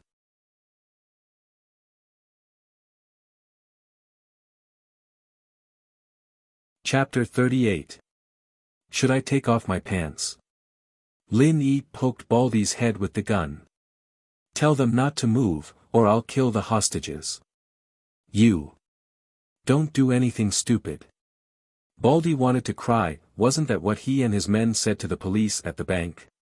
Just like that, retribution had fallen on him. What was karma in one's lifetime? Just like now. Yeah, not bad. Lin Yi nodded, satisfied. Can you tell me now? Who's Sihua bro? My boss. I don't know anything else, but he asked me to do this. Bro, please don't shoot. Baldy was a coward, too. He'd been acting all high and mighty before, but even he was scared when his life was in danger. He'd accepted this mission for the money, so that he could have a good time, but it wasn't worth it if he had to put his life on the line. Lin Yi frowned. He could tell that Baldy was just a small fry, and didn't know what was going on. Alright, stop the car. Lin Yi ordered. Stop the car. For what? Baldy blinked. Of course we're getting off the car. You're not planning on kidnapping her now, are you? Lin Yi glared. No. I mean, you're not sending us to the police. Baldy wasn't expecting Lin Yi to let them go. What does that have to do with me? Lin Yi rolled his eyes. I'm not a cop, do they give me a salary? Baldy was overjoyed when he heard what Lin Yi said. He'd thought that Lin Yi was going to send them to the police, but now that they'd escaped death, it was only natural that he'd be overjoyed. They hadn't completed the mission, but they'd gotten a huge sum of money from the bank, enough for the rest of their lives. Therefore, the bald man excitedly ordered the driver to stop the car. Lin Yi pulled out a gun from Baldy's body and tossed it to Meng Yao. Take this and aim at their car wheels.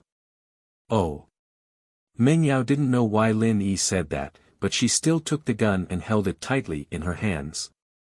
Lin Yi let Meng Yao out of the car first, and then he did the same. You guys can choose to shoot me or Meng Yao, but you have to kill me. If you don't kill me, I'll aim at your gas tank. Do you understand? Bald? Lin Yi said as he patted Baldy's bald head. No. No way. Baldy shivered for no reason. This brat, Lin Yi, was really strange. Baldy didn't want to complicate matters any further. When Lin Yi got out of the car, he paid special attention to the Jade's reaction, but there was no sign of it. Lin Yi let out a sigh of relief. It seemed like Baldy and his men had made a smart choice. If Lin Yi's jade had reacted in the slightest, Lin Yi would have grabbed Baldy and forced him to get out of the car with him. Lin Yi and Meng Yao got out of the car, and the car sped away like a wisp of smoke. It was just as Lin Yi had predicted, the Baldy didn't do anything untoward. "What are you looking at me for? Call Faubert and ask him to come get us," Lin Yi said, amused and angry at the same time as he looked at Meng Yao, who was staring at him blankly. Oh! Meng Yao couldn't believe it. Just like that. But looking at the van driving away, it did seem like it was the case. But what was Lin Yi doing? Using a commanding tone to talk to her. "Hey, why didn't you confiscate all their guns and send them to the police station?" Meng Yao was still holding a grudge against Lin Yi's last sentence. What did he mean by he wasn't a cop and the police station didn't pay him? Couldn't he do something good? That car was full of cowards, threatening their boss with a gun. They wouldn't dare to act recklessly, but once their guns were confiscated, they'd know that they were done for. They'd make a last stand. Lin Yi said. "But you had their boss as a hostage?" Meng Yao didn't understand. "You're done for, why would you care about your boss? Please, don't be so naive, okay?" Lin Yi said helplessly, "It was pure luck that we were able to get out of danger this time." "Hey, who the hell did you piss off? These people were obviously coming for you." "Humph. Stop being so cocky." Meng Yao wasn't happy with Lin Yi's attitude. "You're my follower, okay? Is this how you talk to your master?" Lin Yi was speechless. This woman was really unreasonable. Yushu sat in Faubert's car, wiping away her tears. Who knew what would happen to Meng Yao and Lin Yi after they were captured? If they were lucky, they'd be released, but if they weren't, Yushu didn't dare to think about it. Faubert, on the other hand, had a worried expression on his face. He couldn't reach Pengzhan at this critical moment, and it made him very anxious. Suddenly, the phone rang. Faubert was startled and picked up the phone. He looked at the caller ID, and a mixed expression appeared on his face. It was Meng Yao's number, but it might not be her calling herself. It could also be the robbers using Meng Yao's phone to call him. Either way, there was news. "Hello? Hello?" Faubert picked up the phone carefully.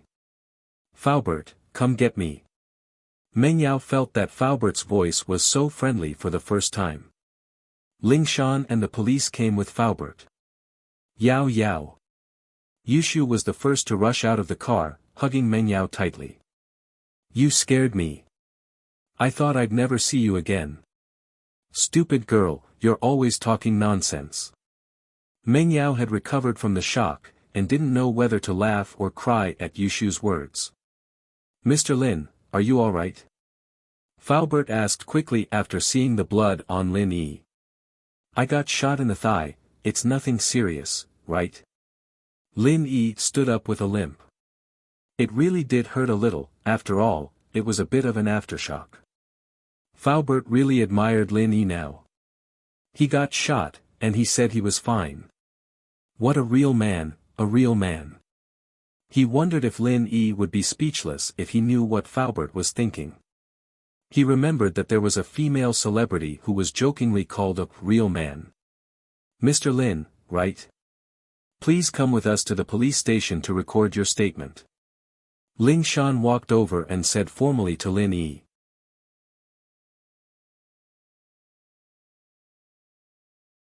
Chapter 39. You got in through the back door, didn't you? Huh? Ling Shan blinked, her face reddening as she trembled with anger. This guy was acting like a gangster in front of her. How could she do that? She'd have slapped Lin Yi right there and then, if she hadn't done that for Faubert's sake. "Captain Song, what Mr. Lin means is that his leg got hit by a bullet. He can show you if you don't believe me," Faubert quickly explained for Lin Yi, knowing that she'd misunderstood. Ling Shan only noticed the bloodstains on Lin Yi's pants then, feeling a little embarrassed. Is that so? You should go to the hospital first. She hated Lin Yi a lot, though. She might be a cop, but she was still a girl. What kind of person would do something like that? A qualified cop needs to have sharp observation skills. There's a lot of blood on my pants, and you didn't even see it. I really don't understand how you became a captain, did you? Did you get in through the back door? Lin Yi said faintly, noticing the disgust in Ling Shan's eyes. Ling Shan's biggest weakness was her lack of detective experience. This had always been a thorn in her side, but those who knew her well knew that her family was powerful, but she didn't become a vice captain through the back door. She used to be a combat instructor in the special forces, with the rank of major. She'd transferred to the local criminal police force as a vice captain, so there was nothing wrong with her rank. She was one of the best in the criminal police force, too. Other than the captain, Yang Huijuan, no one else was a match for her. But Lin Yi's words had hit her where it hurt. She was good at combat, but that didn't mean she was good in other areas. She'd just transferred, and what she lacked the most was the observation skills she had when it came to solving cases. The people in the team respected her because of her skills, not because of her ability to solve cases. As a result, Ling Shan had been learning, following Huijuan around quietly every time he went out. She understood where she was lacking.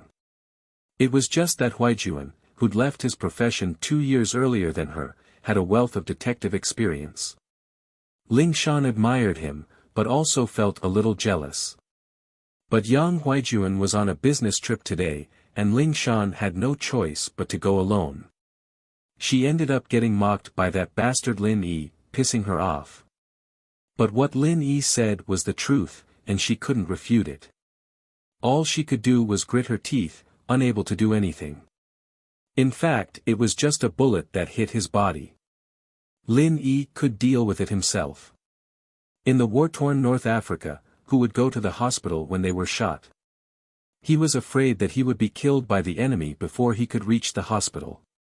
But with a woman like Ling Shan following him, Lin Yi didn't want to show off too much. What Lin Yi didn't expect was that Ling Shan would really go against him, going to the hospital with him to record his statement. But it was up to her. Lin Yi didn't have anything to hide from her. Ling Shan didn't dare put on airs when it came to Meng Yao, the princess of Pengzhan. She didn't force her to go to the police station either. She recorded her statement in Faubert's car.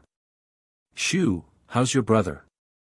Ling Shan and Yushu had known each other for a long time, and Ling Shan felt quite guilty towards Yushu's brother. "Humph.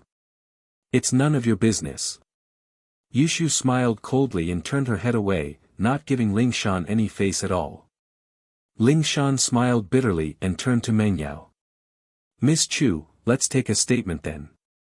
Yushu couldn't help but gasp as Meng Yao recounted what had happened. "Wow. Lin Yi's that good? It can't be, right? Yao Yao, I told you, letting him be your shield is the right thing to do. I guarantee that he'll help you deal with any man who tries to harass you." "Humph, who wants him?" Meng Yao thought back to how arrogant Lin Yi was, and she was pissed. Ling Shan was curious as well. It seemed that this Lin Yi wasn't only good at talking. Ling Shan wasn't happy with Lin Yi's claim that she'd gotten in through the back door, but she wasn't an irrational person. From Meng Yao's description, Lin Yi was a man of strategy and bravery. Even after taking a bullet, he'd still been able to hold his ground against the assailant. His spirit was commendable. Ling Shan, on the other hand, looked down on Lin Yi's words. "I'm not a cop, do they give me a salary? Couldn't he be a good citizen?" But after hearing Lin Yi's explanation from Meng Yao, Ling Shan realized that what Lin Yi did wasn't wrong. If they really pissed off the robbers, neither of them would be able to escape. But as for why the robbers were specifically targeting Meng Yao, she didn't understand. These people went around in circles just to kidnap Meng Yao. But, it could also be a cover-up, not arousing House Chu's suspicions. There could also be other motives, but she didn't know for sure now. She could only wait for Baldy and his gang to be captured before making a decision. "Miss, I think Mr. Lin is very qualified. Mr. Chu's eyes aren't wrong. With him with you, I can finally relax." Faubert said with lingering fear, but now he truly understood Mr. Chu's intentions. This Lin Yi really wasn't simple. Menyao's lips moved, wanting to refute Faubert's words, but for some reason, the scene in the bank where Lin Yi stood up for her kept replaying in her mind. Because of Lingshan's presence, the hospital didn't ask too many questions about Lin Yi's gunshot wound. The hospital didn't need to take any responsibility for treating a gunshot wound under the name of the police. Lin Yi was pushed into the surgery room, and the main surgeon said to the nurse, "Prepare the anesthetic, I'm going to take out the bullet." "No need." Lin Yi wasn't interested in anesthetics and other Western medicine. He didn't like using them. Once or twice wasn't a big deal, but if he used it too much, it would bring side effects to his body. The main surgeon paused. The people who brought him here didn't look like poor people, did they? It was impossible that they couldn't afford anesthetics, right? If he didn't use anesthetics, it would be very painful. The nerves at the base of the thigh were very dense, and although it was a simple surgery, the pain was much more painful than most major surgeries.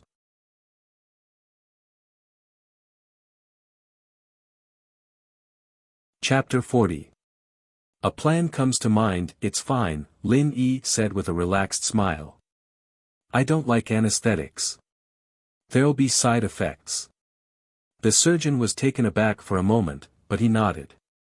Since Lin Yi insisted, he had no choice but to do as he was told. The surgery wasn't life-threatening, so he wasn't going to force the issue. "Young man, you'll have to endure it." The surgeon ordered the nurses to get ready for the surgery. Lin Yi wasn't afraid of pain, but that didn't mean he didn't feel pain. Still, Lin Yi could endure this level of pain. Back then, when he fell from the top of the West Star Mountain, it was much more painful than this.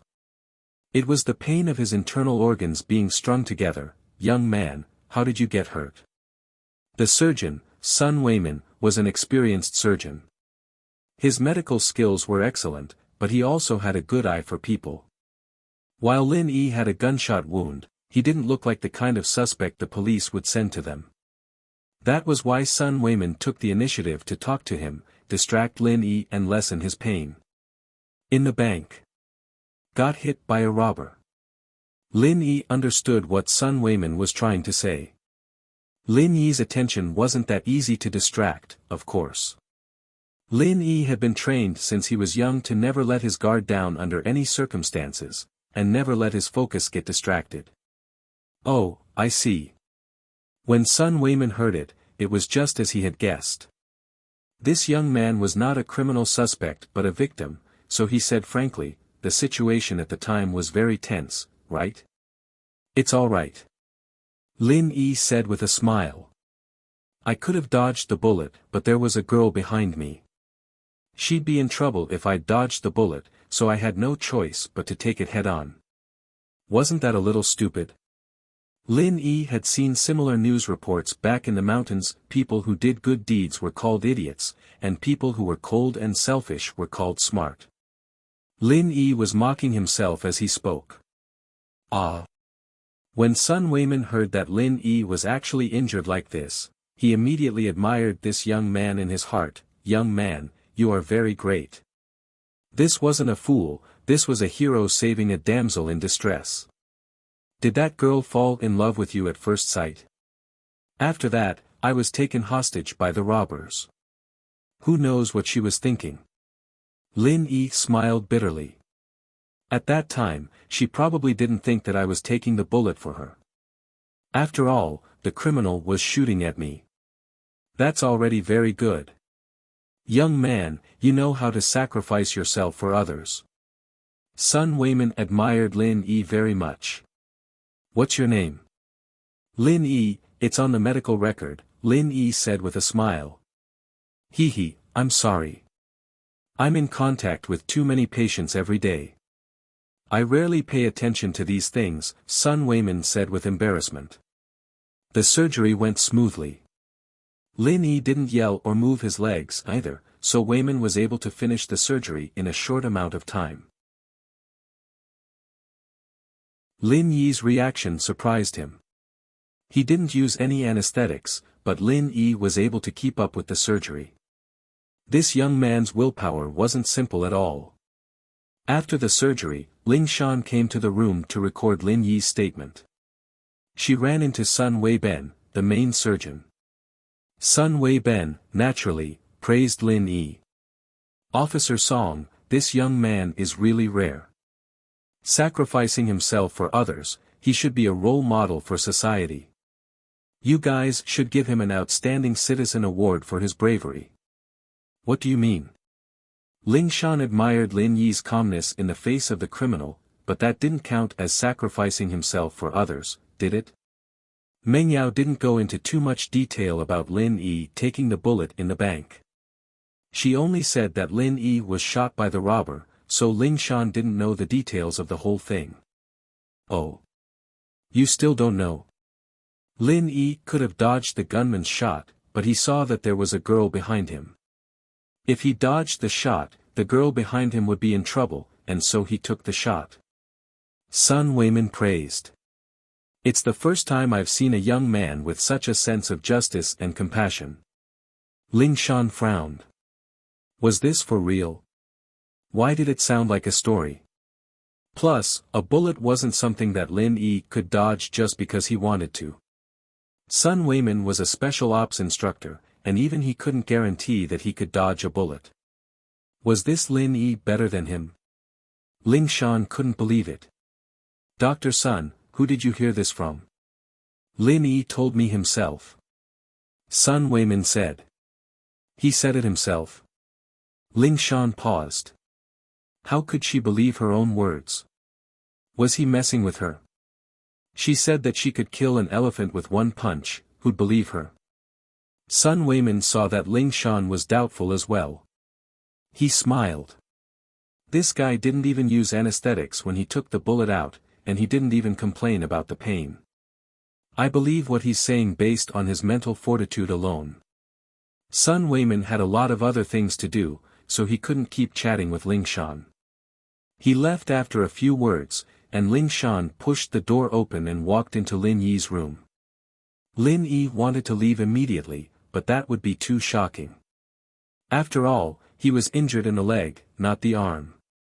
So, he pretended to lie down on the bed. Lin Yi, can you take the statement now? She didn't know why, but seeing Lin Yi lying down on the bed with his legs crossed made Ling Shan feel like he was asking for a beating. Yes. Lin Yi laid on the bed and looked up at Ling Shan, noticing that the girl's chest was extraordinarily big. It was comparable to the AV girl he'd seen this morning, and upon closer inspection, Ling Shan's entire body was quite pretty. The temptation of the uniform, perhaps sensing that there was something wrong with Lin Yi's eyes, Ling Shan subconsciously followed Lin Yi's gaze to her own body, and her face blushed. Due to long periods of high-intensity training, Ling Shan's chest had developed exceptionally well. It was even a little cumbersome. If she didn't wear a bra, she'd be shaking when she walked, and it was very inconvenient. She even wanted to have a liposuction surgery, but thinking about how embarrassing it would be, she decided against it. It was fine when she was in the special forces. Under the iron discipline, no one would pay attention to her chest, and so she didn't pay much attention to it. But after joining the workforce, she often had to wear plain clothes to carry out missions, and she often went to places with crooks and honest people. It made her feel uncomfortable, and there were always men looking at her with perverted eyes. She really wanted to kick them to death. But what she didn't expect was that she was wearing a uniform, and this Lin Yi still dared to stare at her like that. This was unforgivable. Ling Shan humphed coldly and sat on the chair beside Lin Yi's bed, thinking about how to give this guy a small punishment.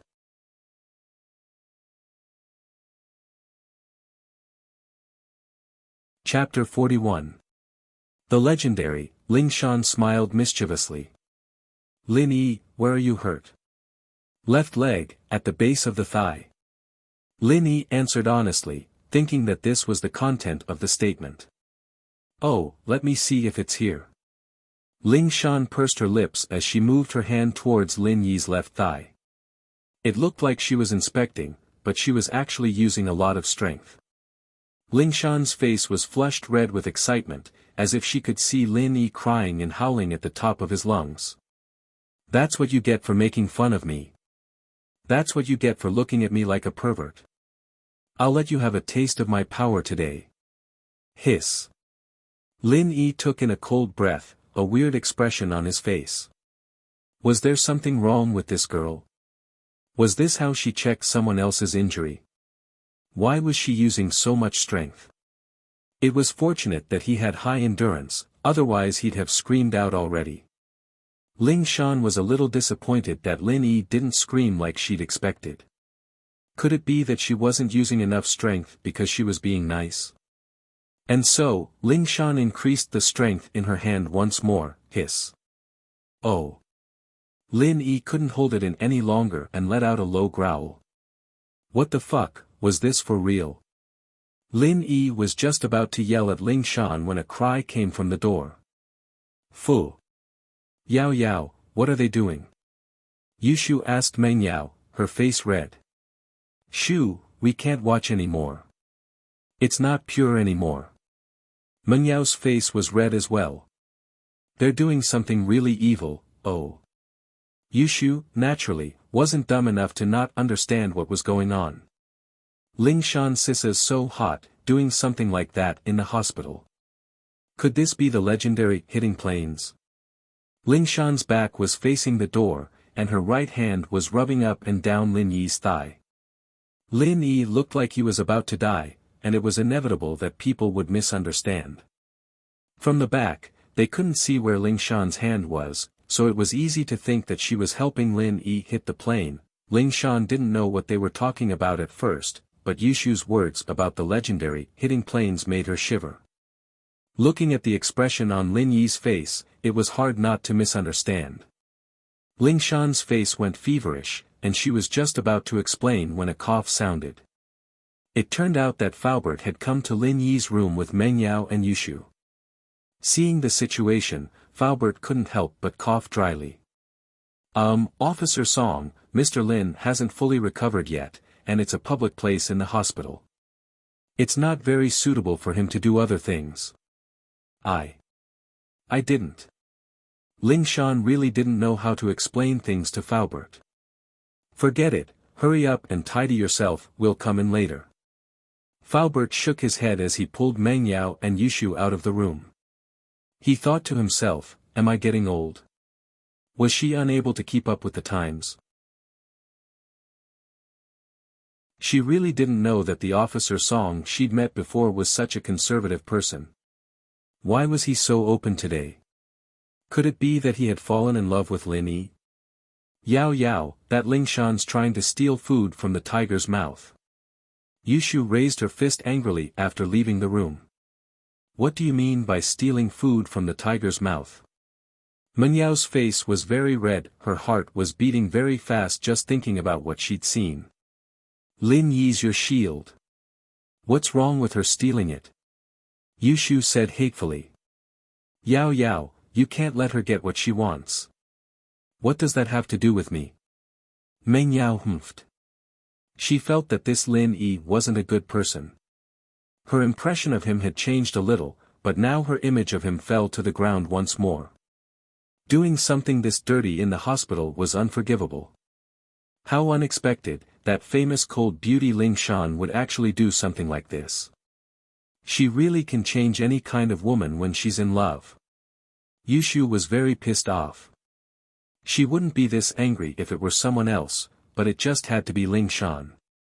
Yushu and Ling Shan grew up in the same compound, and because both of them were very pretty, they were the center of attention in the compound since they were young. It was just that Ling Shan was a little older than Yushu, and had developed a little earlier, so she received more attention from the boys. Yushu, on the other hand, was more like a little sister compared to her. The boys in the compound took care of Yushu like a little sister, not the love they had for Ling Shan. Although Yushu didn't care for their love, this kind of feeling made her very unhappy.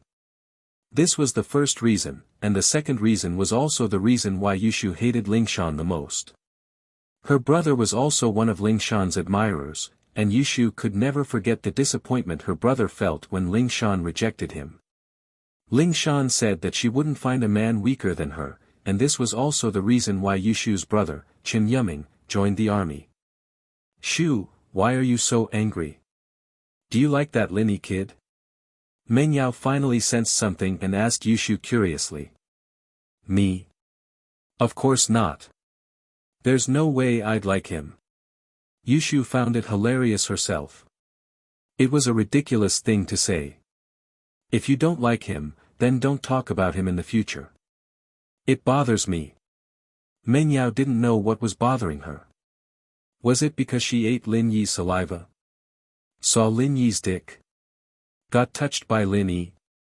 It seemed like all of this was so far away, and it wasn't that important anymore. Today in the bank, in that instant, a pair of large hands pressed him down. Compared to this, the previous events were nothing. But Meng Yao's heart was blocked, and she felt very uncomfortable. In the sick room, Ling Shan's face was red. She was done for, especially if that Yushu girl saw this. She wouldn't be able to go back to the compound anymore. She wouldn't have the face to go back. After hearing what that girl said, she would be even worse. Perhaps she was no different from a slut. Ling Shan really wanted to shoot the culprit in the head when she saw that innocent face on the bed. It was all this guy's fault. What the hell was he doing? At the thought, Ling Shan couldn't help but say hatefully, "Lin Yi, what are you trying to do? How am I supposed to face people in the future if you scream like that? I say, miss, people always say that boobs have no brains. I didn't believe it at first, but today, I finally see what it means." Lin Yi said with a cold smile.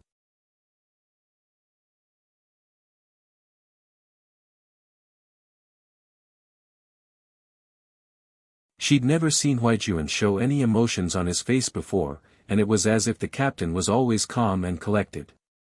Ling Shan admired that. "Tell me about the situation at the bank." Ling Shan sighed as she spoke to Lin Yi. After finishing Lin Yi's statement, Ling Shan left the hospital quickly under Faubert, Meng Yao, and Yushu's suspicious and disdainful gazes. Ling Shan felt like a fireball, hot and red at the same time. "Mr. Lin, are you all right?" Faubert was a little surprised to see Lin Yi able to get up just like that. This gunshot wound would take at least a couple of days, right? "I'm fine." Lin Yi shook his head. "Wow. Twice a day." Yushu whispered with a mischievous smile as she walked past Lin Yi. "Ah." Lin Yi paused before realizing what Yushu was talking about. He didn't know whether to laugh or cry. Twice a day. Both times were just misunderstandings. Meng Yao, on the other hand, didn't say anything. She only looked at Lin Yi coldly before pulling Yushu out of the room. "That's just how Yao Yao is, please don't mind her, Mr. Lin." Faubert patted Lin Yi's shoulder after Meng Yao and Yushu left. "It's all thanks to you today. When Mr. Chu comes back, I'll definitely ask for a reward for you." "No need." Lin Yi smiled. "Mr. Chu gave me so much money, naturally, I have to be worthy of it." "Ha!" Faubert laughed happily. "No matter what, it's all thanks to you today." "Faubert, this isn't as simple as it seems. According to that Baldy, someone called Sihua Bro ordered them to do this. Their main motive this time was probably a bank robbery. Kidnapping Meng Yao was the real deal." Lin Yi said. "Although I don't know what the mastermind is planning, I think we still need to investigate this. The police force alone isn't enough." "Yes, I understand. I'll talk to Mr. Chu about this." Faubert nodded. He was suspicious as well. Why did Meng Yao get kidnapped and Mr. Chu was away? Was there a connection between this and the kidnapping? Lin Yi didn't say much. After all, this was a family matter. He couldn't go overboard. In the parking lot of the hospital, Lin Yi saw Ling Shan driving a police car. Lin Yi smiled at her, but Ling Shan glared at him. She didn't stop the car, but stepped on the gas instead. Lin Yi and Faubert got in the car together. Meng Yao and Yushu were already in the back seat, talking about something. But when Faubert and Lin Yi got in the car, the two stopped talking. The atmosphere in the car became heavy. Meng Yao and Yushu were talking about Lin Yi in the car. Meng Yao's opinion was firm, and she wanted Lin Yi to leave. Yushu, on the other hand, thought that Lin Yi staying wasn't bad at all. At least he would have breakfast every day. This made Meng Yao furious. Why did he only know how to eat? There were plenty of chefs in the restaurants under her family. Why would they need a country bumpkin like Lin Yi? And so, the two fell silent. When Lin Yi got in the car, it became even more silent. Faubert parked the car in front of Meng Yao's villa. It seemed that Yushu was going to stay with Meng Yao. Faubert didn't even park the car in front of Yushu's house. The three got out of the car, and Faubert drove away. He still had to go to the hotel to prepare food for the three kids. Of course, in his eyes, Lin Yi was also a kid. Stop! Meng Yao stopped Lin Yi the moment he stepped into the villa.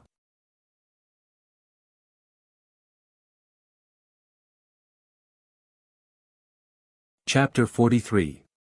She doesn't like him. You saved me today. I'm very thankful for that. I'll tell my dad to give you more money as a reward, but that doesn't mean I'll accept you. I'll tell my dad to fire you when he gets back. Meng Yao said after some hesitation. Lin Yi shrugged, a helpless smile on his face. Don't worry, I won't stay here if Mr. Chu fires me. Lin Yi felt like he was a bit of a failure. Was it because the miss was too hard to please, or was it because he wasn't good enough? But it didn't matter, as much as he liked the easy life he had right now, going to school and getting out of school, living with two beautiful girls, and having a good friend at school. It wasn't a life that belonged to him. Meng Yao panicked even more as she watched Lin Yi's downtrodden silhouette. Was she wrong? Shouldn't she have kicked him out? Meng Yao's heart wavered for the first time in her life. Lin Yi was the scale that she was supposed to be on. Lin Yi went back to his room and took off his clothes. There was a large patch of blood on his pants, and it looked like he wouldn't be able to wear them anymore. It was such a waste of a good pair of pants. Lin Yi's heart ached a little as he tossed the pants into the trash can in the corner of his room. Lin Yi took out a spare set of school uniform.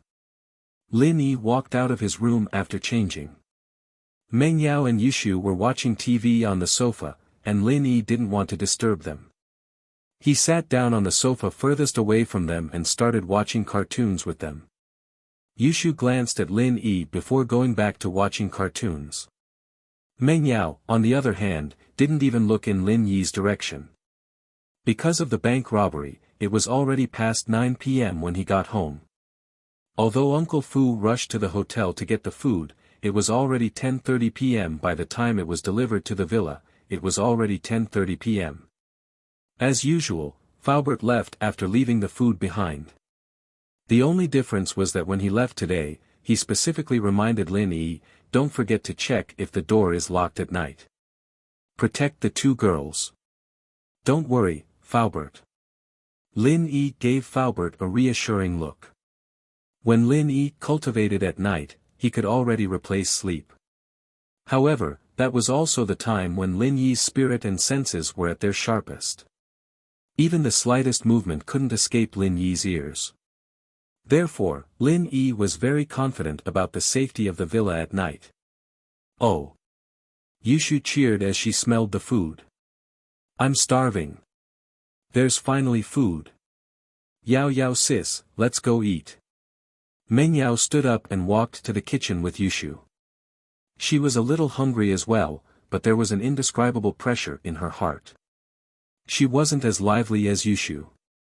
Yushu couldn't wait to open the sealed container as they sat at the dining table, salivating. Yao yao sis, it's braised chicken, tofu, hot and sour potato strips, and pig's foot soup. This pig's foot soup must have been custom-made for breast enlargement. Meng Yao glared at Yushu, telling her not to talk nonsense. There was a man in the house, and it wasn't the two of them anymore. Oh. Yushu shut her mouth. It smells so good. I love tofu. I heard that if you eat too much tofu, your skin will become whiter, just like the tofu beauty in the textbook. Meng Yao picked up her chopsticks and put them down again, glancing at Lin Yi on the sofa. He was still watching TV. She didn't know why, but that lonely figure made Meng Yao feel very uncomfortable. He was fighting to eat with her yesterday, but he wasn't here today. It must have been because she ate his saliva yesterday. Call your shield bro over for dinner. Meng Yao said to Yushu after some hesitation. That's your shield bro, alright?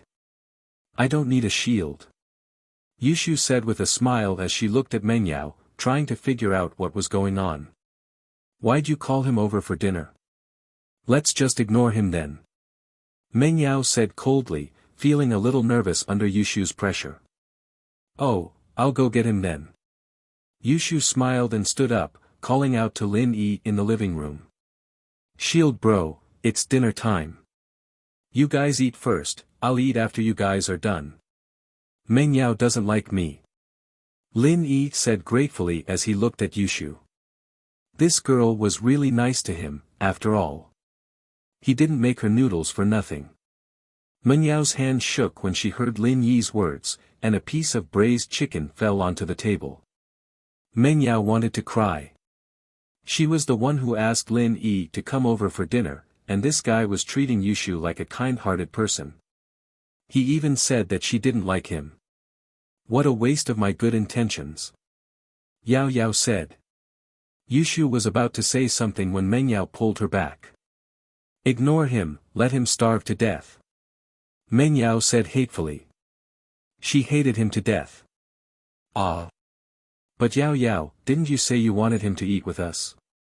Why are you ignoring him now? Yushu looked at Meng Yao strangely. I changed my mind. Meng Yao humphed and hesitated. Shoo, if you like him, then call him over. Me? But he said that you don't like him. Yushu said innocently. Meng Yao wanted to say that she didn't like him, didn't she? But if she said it out loud, wouldn't that make it sound like she liked him? Meng Yao's lips twitched, but she didn't say anything in the end. Let's eat. Some time later, if she could go back in time, Meng Yao would have stood up and yelled at him without hesitation. I like you, I like you. Come and eat with me. Meng Yao didn't hesitate at all when she heard those words from him. But time couldn't be turned back, and it was destined that in the future, Meng Yao would spend many sleepless nights hugging the blanket that was soaked in tears. Meng Yao made her wish the moment the meteor streaked across the night sky. But, was it really going to work? Looking at the starry sky, Meng Yao realized that she didn't know when it started, but the distance between them was getting farther and farther. Although it seemed to be within reach, there was an insurmountable ravine between the two of them, and this ravine was dug out by her own hands.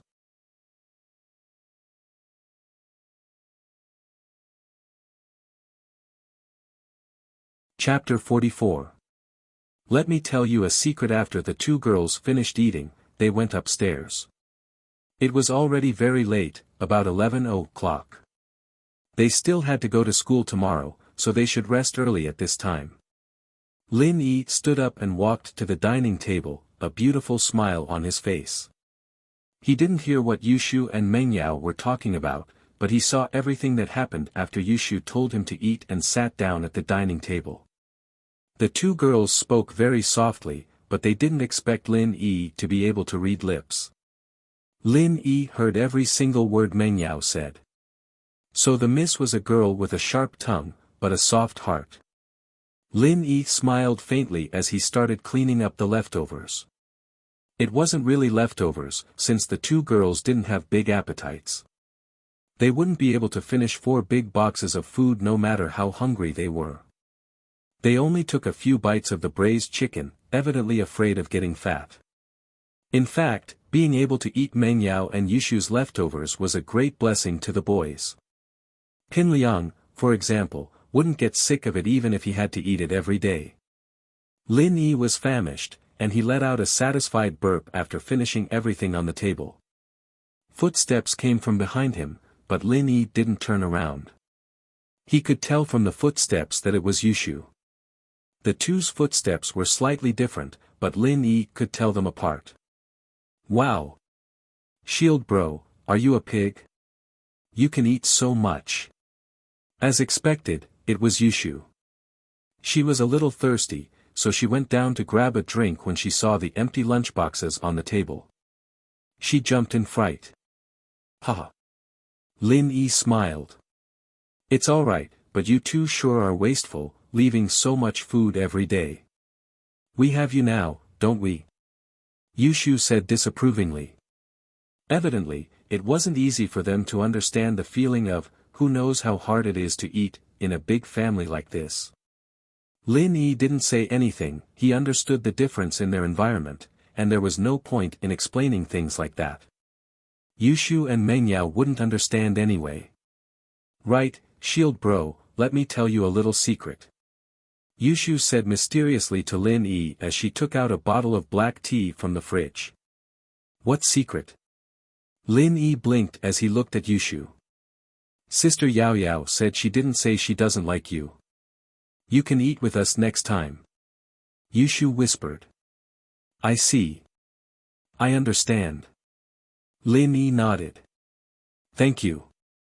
But next time, I'll wait for you guys to finish eating. Why? Yushu asked. I'm afraid it won't be enough for you guys. Lin Yi smiled as he pointed at the empty lunchboxes on the table. Ha! Yushu said with a smile. I'm going upstairs, you rest early too. With that, she made a goodbye gesture and ran up the stairs. Lin Yi shook his head as he watched Yushu's figure disappear. This girl gave him a feeling that he couldn't see through. She looked cute, but she was actually very shrewd. Because of his leg injury, Lin Yi didn't take a shower. He wiped his body with a wet towel and went to bed. He didn't expect to get injured here. Lin Yi didn't bring the herbs from his hometown, and he couldn't heal the injury as fast as possible. Closing his eyes, Lin Yi started practicing the art of dragon mastery. Although Lin Yi looked forward to a breakthrough every day, there was still no progress. The warm sunlight shone into the room, shining on Lin Yi's body. Lin Yi stretched and opened the window, enjoying the fresh air. It was another beautiful day. Lin Yi was looking forward to life. This student life was something he'd always dreamt of, and now that it had come true, he would cherish it. Who knew when the miss would kick him out? Songshan Police Station, in the interrogation room of the criminal police. Ling Shan looked at the people in front of her helplessly, feeling powerless. It had been a night, and there was no progress on the case. The information they got were all useless. The fake black MPVs with Songshan A74110 plates were all arrested, but they were all people who didn't know anything. Ling Shan didn't believe it at first, but after investigating these people's backgrounds, Ling Shan was disappointed. These people were either laid-off drivers or bus drivers on vacation. The cars with the Song A74110 license plate were hired by someone else. They were each given 500 yuan to drive the cars to the designated location at the designated time. These people didn't even get to the designated location before they were caught by the police. At first, they thought that it was the traffic police who caught them because their cars didn't have legal documents, but they accepted the job because of the 500 kwai. When they found out that it was related to a bank robbery, they realized that they'd been tricked by the criminals. These people could only be sent to the traffic police and dealt with according to the traffic laws. Ling Shan couldn't vent her anger on these people. The exhaustion of the night was a waste of energy, and Ling Shan was depressed. After all, this was her first time solving a case on her own, and the pressure was unimaginable. Captain Song, should we increase the intensity of the search? Lu Wangli, the squadron leader of the first squadron, asked. They'd been searching for the entire night, but they hadn't found any traces of the robbers.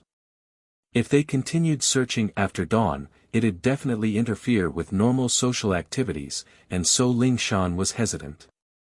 If they increased the intensity of the search, it'd be equivalent to setting up checkpoints on the main roads, checking the people in the cars. I'll ask Captain Yang.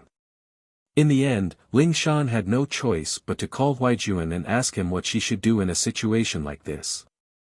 Sometimes, Ling Shan felt that she was really lacking. Huaijuan was also a retired soldier, but his observation skills were 100 times sharper than hers. It didn't matter what case it was, it wouldn't be able to escape his meticulous analysis and reasoning. The truth of the case would come to light very soon. But Ling Shan felt that she had too much to learn. This vice-captain position.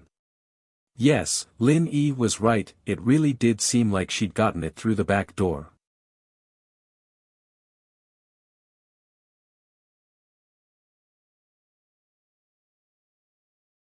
Chapter 45.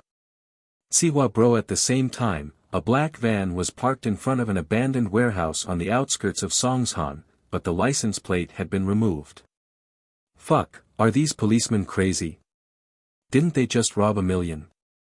Do they have to do this? Baldy spat on the ground, pissed. Yeah, boss, we can't go on like this. Aren't we trapped here?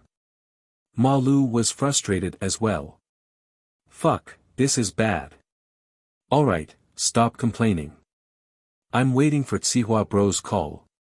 Baldy waved his hand impatiently. The phone rang, and Baldy quickly picked it up. Is this Sihua Bro? I'm Baldy. What the fuck are you doing? A cold voice came from the other side of the phone. Sihua Bro, what's wrong with me? Baldy paused.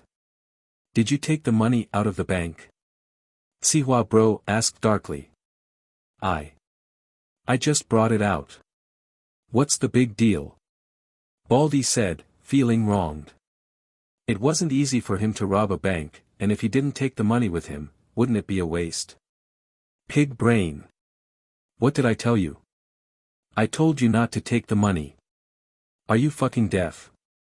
Sihua Bro cursed. The cops wouldn't have put in so much effort to capture you if you didn't take the money. They're only working so hard because you took the money. Ah. Baldy thought about it and realized that it was indeed the case. It was all his fault for being greedy and causing a disaster. He quickly begged, Sihua Bro, I'm risking my life for you. You can't just leave me like this. You have to save me. Humph. Is that girl alright? Sihua Bro humphed coldly. Girl? What girl? Baldy blinked. Meng Yao. You didn't touch her, did you? Fuck. Sihua Bro's voice was a little rushed. You're done for if you touch her. Ugh. Baldy stuttered as he remembered Meng Yao.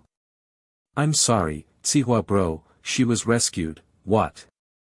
Sihua Bro shouted, you motherfucker, you didn't catch him? No. Baldy said with a trembling voice. Then you can fucking wait for your death. It was a mistake to ask you for help. Sihua Bro cursed. You're a fucking piece of shit, you deserve to be arrested by the police. With that, Sihua Bro hung up. Sihua Bro, Sihua Bro. Baldy panicked and started begging. Sihua Bro, can you leave me alone? I'm your man. But after praying for a long time, Baldy realized that Sihua Bro had hung up. Boss, what did Sihua Bro say? Ma Lu asked anxiously after Baldy put down the phone. Sihua bro abandoned us, we're done for. Baldy said dejectedly. Doomed? Ma Lu was taken aback. What do you mean? Sihua bro doesn't care about us anymore. He doesn't care about us anymore, because we didn't catch that Chu Mengyao girl. Baldy sighed as he sat on the ground. Motherfucker, you fucking Baldy, it's all your fault. That girl wouldn't have been able to get away if you hadn't been kidnapped by that kid. Ma Lu suddenly became agitated as he jumped up from the ground and pounced at Baldy. You dare to rebel? Baldy was stunned. He looked at Ma Lu in disbelief as he punched himself. Why are you still trying to act tough at a time like this? Ma Lu smiled coldly. You motherfucker, if that kid didn't take your gun, we wouldn't be in this state right now. Baldy said as he started fighting with Ma Lu. Bang! Bang! 2 gunshots rang out, and Baldy and Ma Lu fell into a pool of blood. Both of them died with their eyes wide open. It was Baldy's lackey who had been shouting at the bank. His name was Ji Lao San, and he was the most prestigious person in the group other than Baldy. He was the vice leader. Third bro. You. The remaining 2 lackeys looked at Ji Lao San in shock. These 2 people are too sentimental and blaming others. Old Ji snorted and said, what time is it now? Fighting amongst ourselves. Sihua bro doesn't want us, so he doesn't want us anymore. But we have hands and legs, and most importantly, we have money. As long as we survive this, we'll be able to enjoy endless wealth. Don't you guys think so? The 2 lackeys thought about it and agreed. Baldy and Ma Lu were arguing endlessly, and fighting amongst each other was the scariest thing in a situation like this. If they weren't careful, they'd become a clue to the police, and they'd fall into the police's hands. Only by working together could they survive this crisis. The 2 lackeys nodded at the thought. After all, Baldy was dead, and Ji Lao San was now the leader. They could only place their hopes on Ji Lao San if they wanted to be safe. This money is enough for the 3 of us to spend for the rest of our lives. Ji Lao San opened the money pouch, revealing the bundles of banknotes inside. He knew that there was no point in saying anything right now. Money was the only thing that could buy people's hearts. We'll each get close to 500,000 in here. 2 less people means 1 less person to split the money with. Third bro. We'll leave everything to you 3. The 2 lackeys nodded in agreement. Ji Lao San nodded in satisfaction as he looked at Baldy and Ma Lu's corpses in disdain. Both Meng Yao and Yushu almost overslept because they'd slept late last night. The 2 only crawled out of bed after the alarm had rung thrice, running to the bathroom to wash up. Lin Yi, on the other hand, woke up early and made 3 bowls of noodles. He started boiling water when he heard the commotion upstairs. He'd made Yangchun noodles yesterday, and Lin Yi was making chicken noodles today. There were still some leftovers from the braised chicken from yesterday, so Lin Yi decided to use the leftover chicken juice to make the soup. Lin Yi's noodles were done by the time Meng Yao and Yushu came downstairs. Wow, it smells so good. Yushu's nose was sharp, and she picked up the smell immediately. She ran to the dining room happily. Yao Yao, your shield bro made noodles for us again. Meng Yao had wanted to follow Yushu to the dining room, but Yushu's words stopped her in her tracks. It was Lin Yi's noodle. Should she go? Meng Yao would have turned around and walked away, pretending that she hadn't smelled anything, if it was for the sake of her pride and face. But the smell of the noodles was too tempting.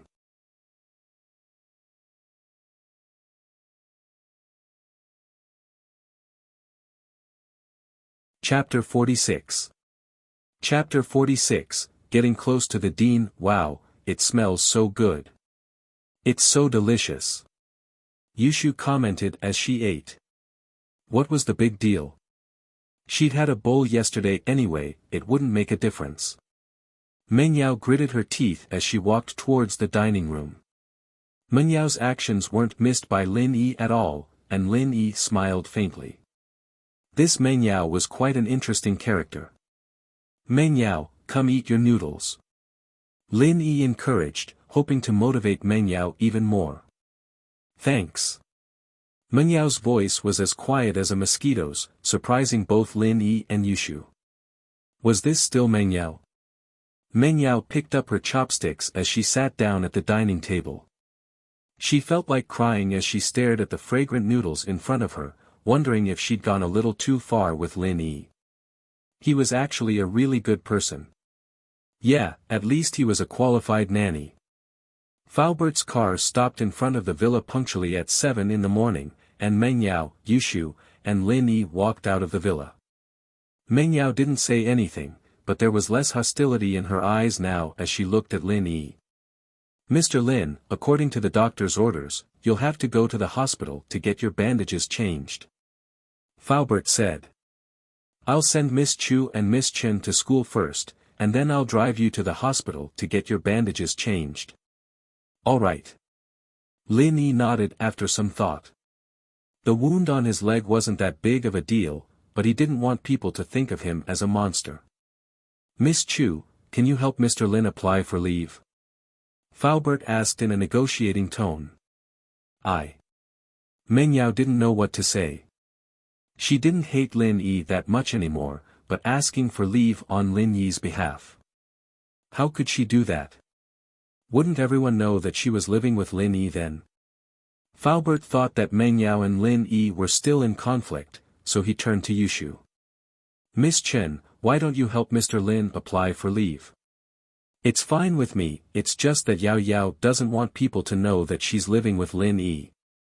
Yushu said innocently, but emphasized the word living with. Li Fu slapped his forehead, realizing that Meng Yao was worried about that. That was true, how could a girl say something like that? Meng Yao didn't want to say it out. Meng Yao glared at Yushu.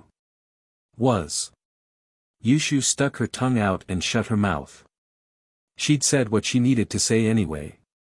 It's fine, I'm pretty familiar with the dean, Wang Jifeng. I've got his number here. I'll give him a call later and ask him to contact the class teacher. Lin Yi said with a smile. Yao, Mio and to Yushu was Yao, Y was.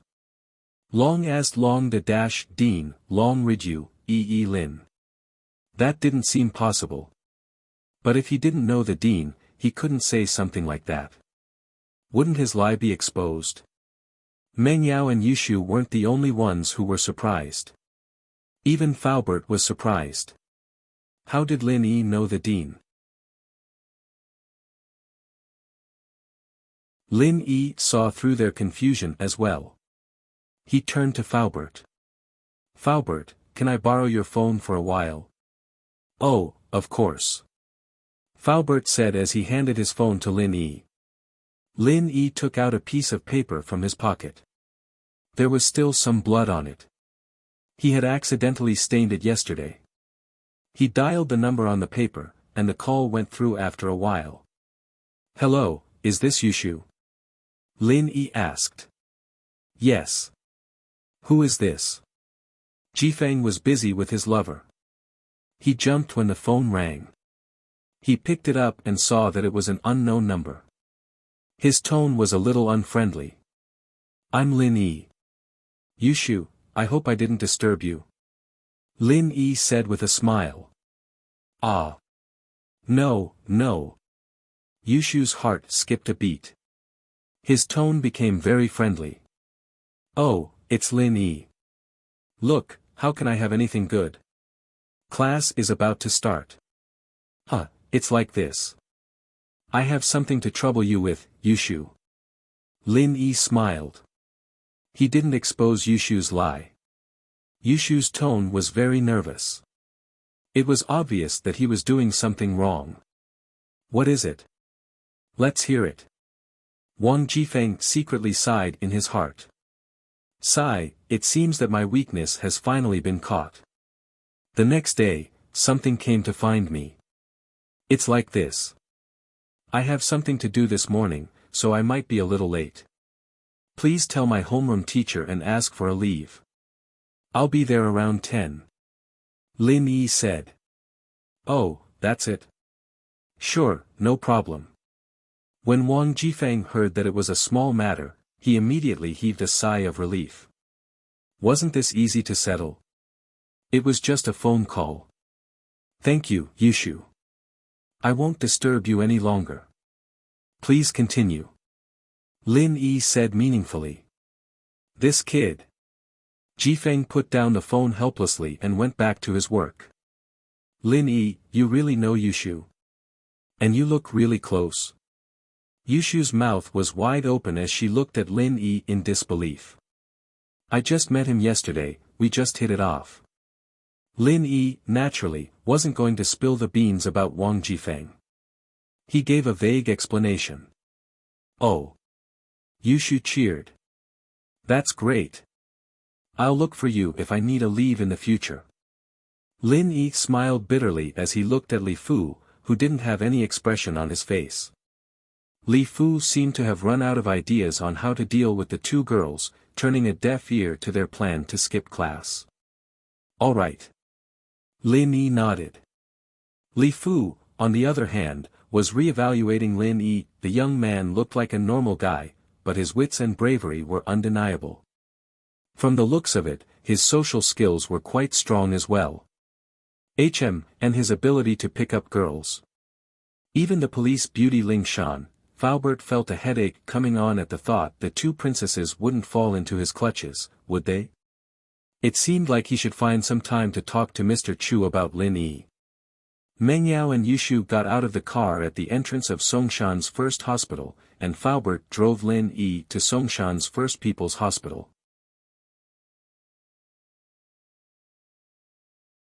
They passed by a mobile store on the way, and Faubert stopped the car in front of the store.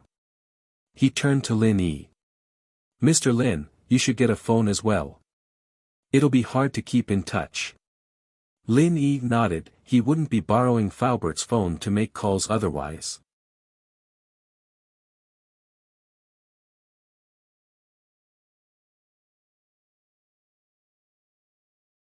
Chapter 47. Guan Xie and Lin Yi was here to buy a phone, and so he went straight to the counter. Meng Yao and Yushu were both using Nokia E7S, and Lin Yi quite liked them. He picked one up and paid a few thousand kuai for a free phone. Faubert swiped his card before Lin Yi could pay, smiling at Lin Yi. These are daily necessities, we should be the ones providing them. Lin Yi didn't argue with Faubert after hearing that. A few thousand kuai was a lot to him, but it wasn't even worth mentioning to Faubert and Pengzhan. Faubert might be a chauffeur, but a chauffeur holding shares in Pengzhan Industries wasn't much, but it was enough to show how important Faubert was in Pengzhan's heart. The traffic on the streets got heavier after the phone was bought, and it was rush hour. Faubert smiled bitterly. Looks like it'll take up a lot of time again. Speaking of which, Mr. Lin, why are you so close with Dean Wang? I talked to him a bit when I went to register yesterday, and we hit it off pretty well. He left me his number, telling me to look for him if I need anything. Lin Yi said with a smile. I see. Faubert didn't quite believe it, but Lin Yi didn't want to talk about it, so he didn't press him. They finally arrived at People's First Hospital, but it was already 8:30 in the morning. They'd walked for about an hour before they arrived. They found Dr. Sun Weiman, who was very happy to see Lin Yi. He smiled at him. Little hero, you're here. You're recovering pretty fast, aren't you? You can even walk like that. Anyone else would have been using crutches. Dr. Sun, please don't call me little hero.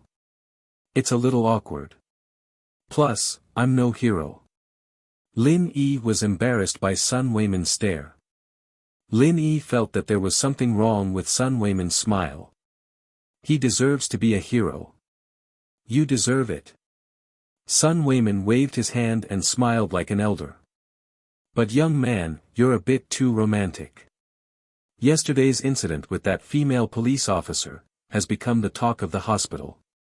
Even the policewoman admires you, little hero. Huh? Lin Yi suddenly broke out in a sweat. No way. People always said that news traveled very fast on campus. Could it be that news traveled very fast in the hospital as well?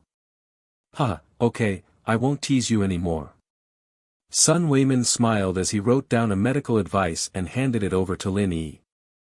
Take this to the treatment room. All right. Lin Yi hurriedly took the medical advice and ran out of Sun Weiman's treatment room. His back was drenched in cold sweat.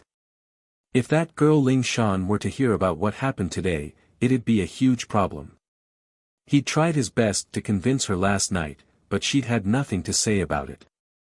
Wouldn't she come looking for him when she realized what had happened? Just thinking about it gave Lin Yi a headache. The treatment room was right in front of the treatment room. Lin Yi knocked on the door. A very gentle voice came from inside, "Please come in." Hee, the voice of a beautiful nurse was really nice to hear. Lin Yi opened the door casually and walked in. "Hello, I'm here to change my dressing." Ah. The nurse in the treatment room raised her head in surprise and looked at Lin Yi. You're okay. What do you mean I'm okay? I haven't changed my dressing yet. Lin Yi didn't know what was going on. The nurse was quite pretty, with a round face and big eyes. Was she a psychopath or something? You don't recognize me? Guan Xian pouted and looked at Lin Yi with a pitiful look. Yesterday was Guan Xian's first month's salary. She was very happy. She was finally independent. She didn't need to be called a money worshipper by her family anymore. In fact, Guan Xian didn't lack money.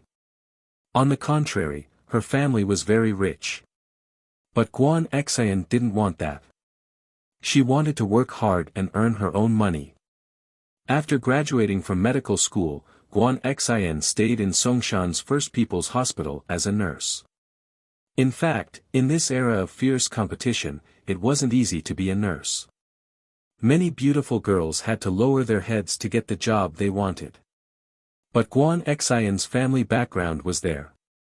Sleeping with the daughter of a hospital's shareholder? Wouldn't that be suicidal? Who would dare? Guan Xian went to the treatment room under the guidance of the hospital's director. The director let Guan Xian stay there because the director of the surgery department, Sun Weiben, was a very upright person. Otherwise, if there was a scandal of a doctor flirting with a shareholder's daughter, he might as well resign. After work, Guan Xian happily ran to the bank to withdraw her salary and enjoy the joy of making money. Due to the special nature of the nursing profession, almost all banks were closed after work. Guan Xian had no choice but to walk a long way to the only bank that was open 24 hours. She didn't think that she'd run into a bank robbery. When the robbers barged into the bank and started shooting, Guan Xian's mind went blank. She followed what everyone else was doing and squatted on the ground with the rest of the crowd. Originally, he thought that after this period of time, he would wait for the robbers to steal the money and leave, but he did not expect the police to surround the bank. The robbers had to find a hostage as a bargaining chip with the police. When the robbers walked towards her, Guan Xian was very scared. She was afraid that the robbers would choose her. She didn't expect that the robbers would choose a girl not far from her who looked about the same age as her. What surprised Guan Xian was that the boy in front of her suddenly stood up and volunteered to be the robber's hostage.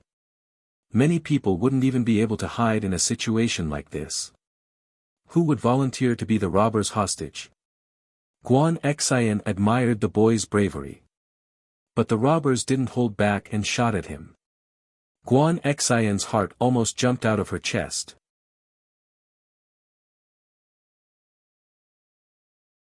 But what Guan Xian didn't understand was that the boy tilted his body and then straightened his body. Why did he do that in a situation like this? Guan Xian didn't have time to think as the gunshot sounded. The boy was shot, but he didn't make a sound as he silently endured the bullet hitting his leg.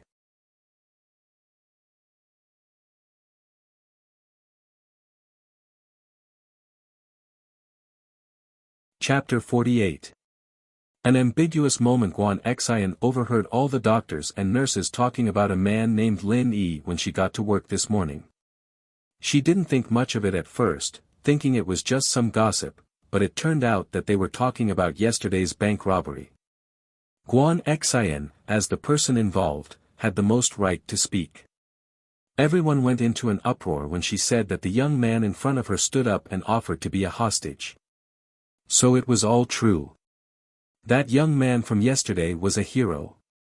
Sun Weiman had told everyone about it, but the police didn't disclose the details, so most people thought that Lin Yi was just bragging to Sun Weiman.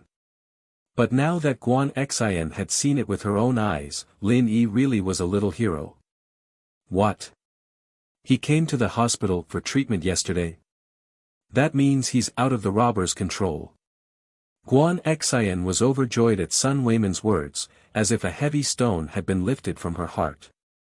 She hadn't slept well the night before because she was worried about Lin Yi and that girl, but now she could finally relax.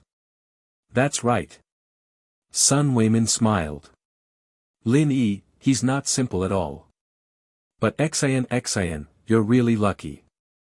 Lin Yi said yesterday that he could have dodged the bullet when the gunman opened fire, but he saw that there was a girl behind him. If he dodged, the bullet would have hit the girl, so he took the bullet head-on instead. And that lucky girl seems to be you. Ah. So that's what happened. Guan Xian's mouth was wide open. No wonder he leaned to the side and straightened his body, he was afraid of hurting her. Xian, Lin Yi has to come to the hospital to change his bandages later. I'll tell him to go find you. Sun Weiman smiled. Sun Weiman didn't know Guan Xian's real identity, but the dean had told him that Guan Xian was sent here by someone important, and that he should take care of her. Sun Weiman had always been a very modest person. He did not need the director to greet him. He was very kind to the people in the department, especially the young people. He would try his best to give them advice and would never hide anything. Guan Xian's face reddened. A hero saving a damsel in distress like this was bound to make people think too much. Especially in such a dramatic way. After Lin Yi was injured, he went to the hospital where she was treated. Lin Yi looked at the attractive nurse in front of him. He felt that she looked familiar, but he didn't know where he had seen her before. However, her words, "Don't you recognize me," made Lin Yi's hair stand on end. Why do I feel like a heartless man who cheated a girl of her feelings? You are. Lin Yi looked at the girl in front of him suspiciously. He wanted to find some clues from her big bright eyes, but unfortunately, Lin Yi still couldn't remember who she was. It was no wonder. She was just a passerby that Lin Yi met yesterday. He didn't even know her name, so there was no way that Lin Yi would have any impression of her. Thank you for blocking the bullet for me yesterday. Guan Xian was a bit disappointed that Lin Yi didn't recognize her. She took the initiative to tell him how they met. Ah, it's you. Lin Yi finally remembered who the girl in front of him was. She was the girl behind him at the bank yesterday. You remember? Guan Xian was a bit happy that Lin Yi remembered her. Actually, the robber was going to shoot me yesterday. I can't hurt others just because I dodged the bullet, so you don't need to thank me. Lin Yi explained. You don't need to feel bad about it. Oh. Guan Xian didn't know what to say after hearing Lin Yi's words. She nodded, and the atmosphere became a bit awkward. All right, help me change the bandages. Lin Yi smiled. Nice to meet you, pretty nurse. I'm Guan Xian. Guan Xian was amused by Lin Yi. She took the medical order from Lin Yi and started preparing the medicine. When she was done, she saw that Lin Yi was still standing there. She couldn't help but laugh. What are you doing? Hurry up and take off your pants. Guan Xian's face reddened involuntarily after she said that. This was actually the first time Guan Xian had to deal with a man's wound. In the past, Sun Weimin would always hand it over to the married female nurses in the department. These young nurses would usually take care of superficial wounds on the hands and feet. But today's situation was different. Lin Yi was Guan Xian's savior, and Sun Weimin wanted to hand Lin Yi over to Guan Xian. Guan Xian didn't object to it, and so the matter was settled. Ugh. That's not too good. Lin Yi was starting to feel a bit embarrassed. He hadn't even taken off his pants yesterday, and there was already a rumor going around with Ling Shan. If he took his pants off today, wouldn't it be even worse? Guan Xian didn't feel embarrassed when she saw a man like Lin Yi acting coy. Instead, she found it funny. I'm a nurse, what are you doing behind my back? You know, patients have no privacy in front of a doctor. Be a good boy and take off your pants. Guan Xian felt her face heat up. Why did she feel like a perverted sister trying to kidnap a little boy? Lin Yi sweated profusely, but after thinking it over, Guan Xian was a nurse. It shouldn't be a big deal if he took off his pants in front of her. He unbuckled his belt and took off his pants before sitting down on a chair. That's my chair, but you can take it. Guan Xian was a little embarrassed when she saw Li Yi sitting on her office chair with only his underwear on. She thought about it and decided that it was fine. Lin Yi, on the other hand, was a little apologetic. I didn't know this was your chair. Do you want me to switch? Forget it, your leg's injured. Don't switch it around, Guan Xian said as she squatted down and started examining the bandages on Lin Yi's leg.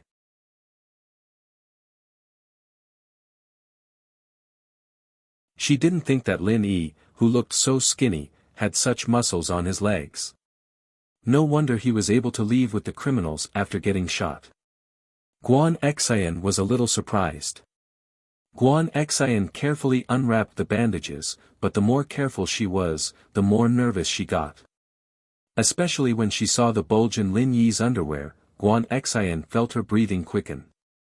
Her hands trembled slightly, and her face was as red as the sunset. Guan Xian was nervous, but Lin Yi wasn't any better. A beautiful girl in a nurse's uniform squatting down on his crotch. It was inevitable that his imagination would run wild.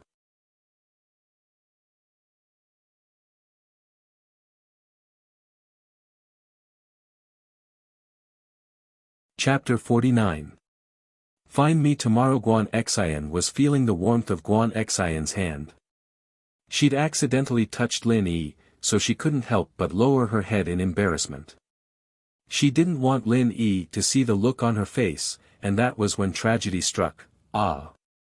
Guan Xian couldn't help but cry out as she stood up, but she was too embarrassed to even lift her head up. Lin Yi looked at Guan Xian's face helplessly. Who told you to touch him? But since it had already happened, he had no choice but to apologize awkwardly. I'm sorry. I couldn't help myself. Guan Xian felt bad when Lin Yi apologized to her first. She knew very well that Lin Yi had been acting normally, and it was only because she'd accidentally touched him that he'd reacted. She was the one to blame. It's not your fault. I'm a nurse, I shouldn't have cared about stuff like that. It's just that my thoughts were a bit impure. Guan Xian explained. If it had been anyone else, Guan Xian wouldn't have been so nice to them. She'd have slapped them a long time ago, but Lin Yi was different. He was her savior, and Guan Xian was filled with guilt at the gunshot wound. She thought that he'd gotten shot because of her, and that was why she was being so nice to him. He's, all right. Lin Yi pointed at his lower body, a little self-deprecatingly. Let's continue, yeah. Guan Xian nodded, putting aside the awkwardness from before as she carefully changed Lin Yi's bandages. Hiss. The bandages stuck to the wound, and Lin Yi gritted his teeth at the feeling of it tearing. The wound's healing pretty well, I can't believe you had the surgery yesterday. Guan Xian looked at the wound on Lin Yi's leg, a little surprised. Yes, my skin fits better, Lin Yi explained. He definitely couldn't tell her that it was because he practiced the art of dragon mastery. Both of them looked a little awkward after the medicine was changed, but it was Guan Xian who smiled generously. You can come back in 3 days. Just come find me. Okay. Lin Yi nodded and ran out of the Department of Surgery's treatment room as if he was fleeing. He only breathed a sigh of relief when he reached the ground floor. What an embarrassing day. Faubert had been waiting for Lin Yi in the car. Lin Yi didn't let him go up just now because he had no problem moving, so Lin Yi didn't want to torment Faubert. Did you change the medicine? Seeing Lin Yi coming out of the hospital, Faubert opened the door and asked. Yes, it's done.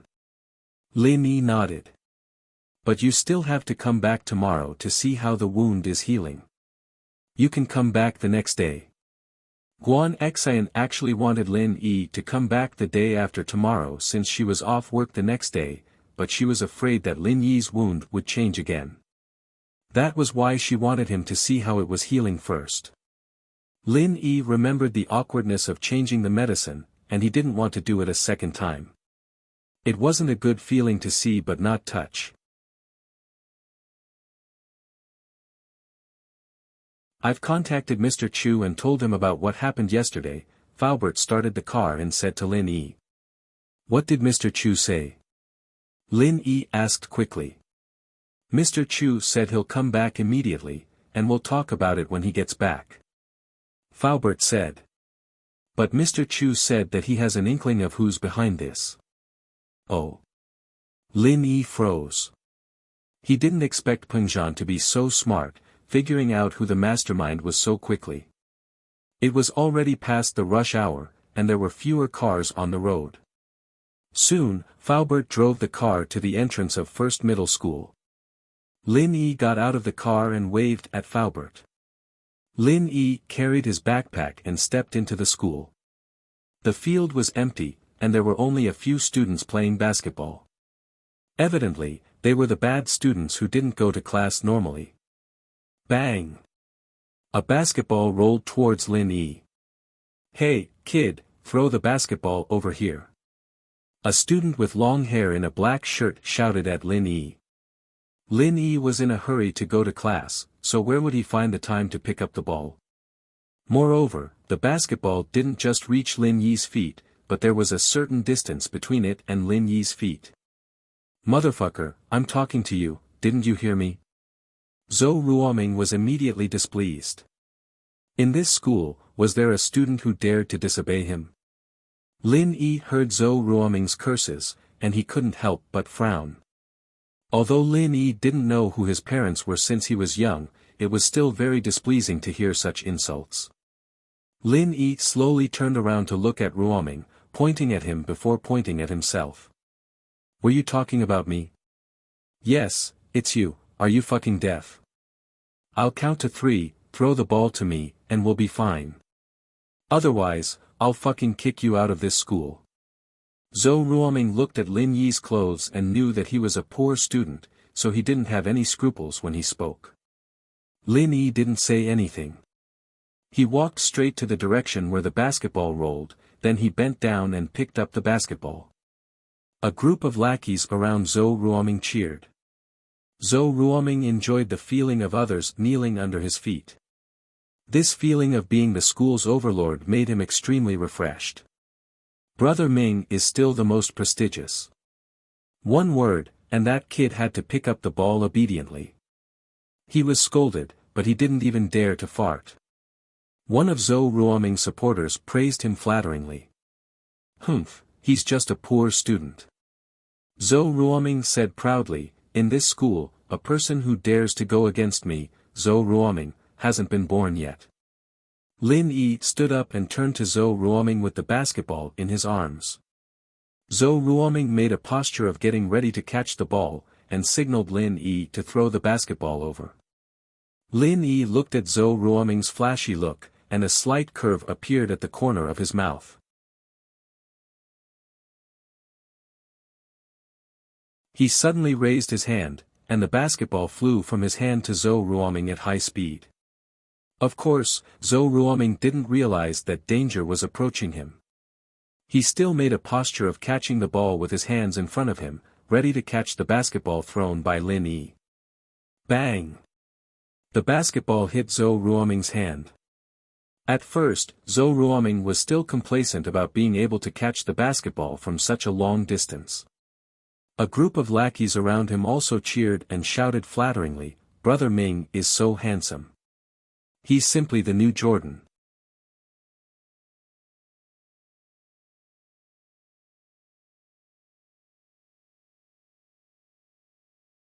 Chapter 50.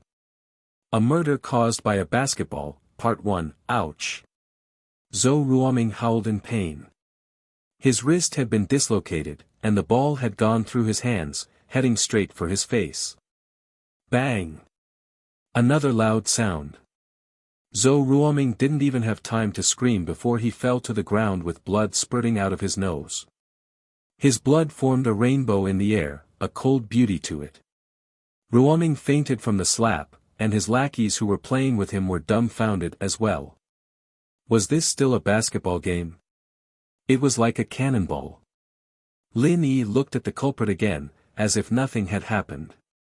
He dusted his hands off and continued on his way to the school building. Lin Yi sneered inwardly. Trying to act cool. That's the least I can do. If there's a next time, I'll beat you until you can't even take care of yourself. That kid hit Ming bro. We can't let him get away. Someone called out, and Ruoming's lackeys snapped back to their senses. All of them turned to look at Lin Yi, who wasn't too far away. Lin Yi turned around impatiently when he heard the yell. He swept a cold glance over them, sneered, and continued walking towards the building. Everyone shuddered when Lin Yi's cold gaze swept over them. It was a beautiful wish to avenge Ming bro, but when it came to it. They looked at Zhou Ruoming's deformed wrist, his face covered in blood, and no one knew if he was dead or alive. They all flinched. This was the work of a basketball. With Zhou Ruoming as an example, no one dared to provoke Lin Yi. Who was the dumbest? Even their boss was lying on the ground. What else could they do that was better than Zhou Ruoming? The group of people lowered their heads. The subordinate who had shouted earlier also shut his mouth. Everyone hurriedly carried Zhou Ruoming and rushed to the school hospital. Pinliang didn't go to school today. He called up one of his father's underlings, Heibao Bro. Heibao Bro was part of the underworld in Songshan, and he was in charge of his father's nightclub, Golden Age. Pinliang had asked him to teach Lin Yi a lesson, but Heibao Bro hadn't thought much of it at first. It was just a student, after all. There was no need for him to do it himself. He'd just send a few of his lackeys and they'd be able to take care of it. Pinliang's group couldn't even handle a student, and he was quite disdainful of them. However, he didn't say it out loud because of Pinliang's father. After all, he was the young master of the corporation. Brother Heibao was not stupid. Why would he offend him for no reason? However, he still couldn't let go of his pride to deal with a little cub. Pinliang, however, couldn't take Pinliang's coaxing and pestering, saying that the new transfer student was very strong, and that he was a martial artist. Heibao Bro had no choice but to bring his men to take a look. He'd finally gotten Heibao Bro's help, and Pinliang was filled with joy. Heibao Bro was famous for his fighting prowess.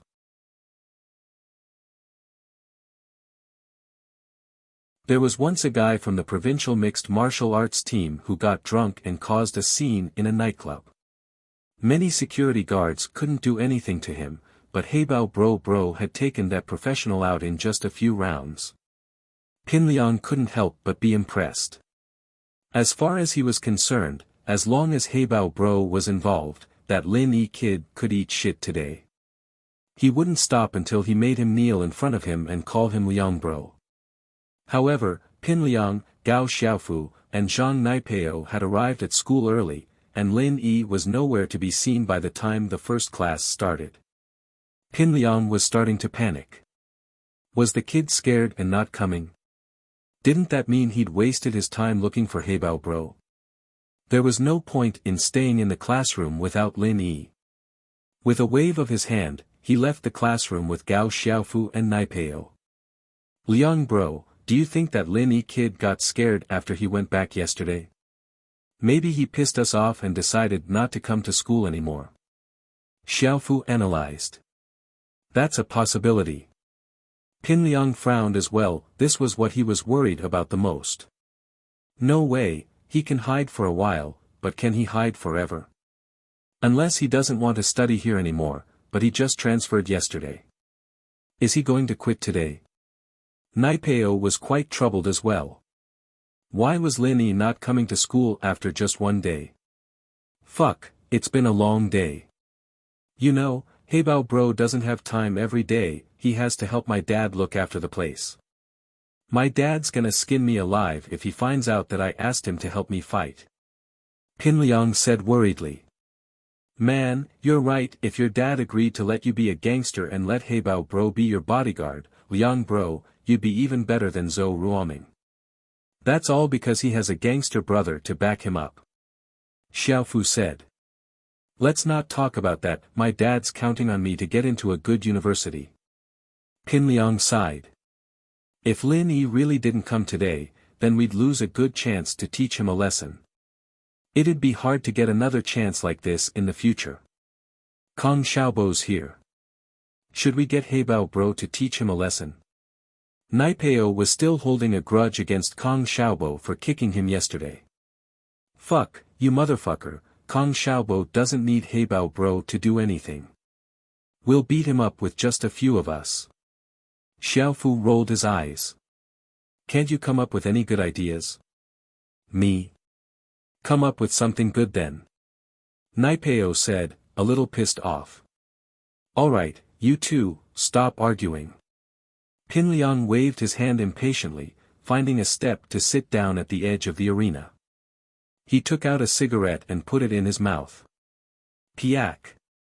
Naipeo quickly took out his lighter and lit it for Pinliang, smiling awkwardly. Looks like Zhou Ruoming's group is playing basketball over there. Liang Bro, should we go over and play a bit? Xiaofu said as he pointed at the group playing basketball on the other side of the court.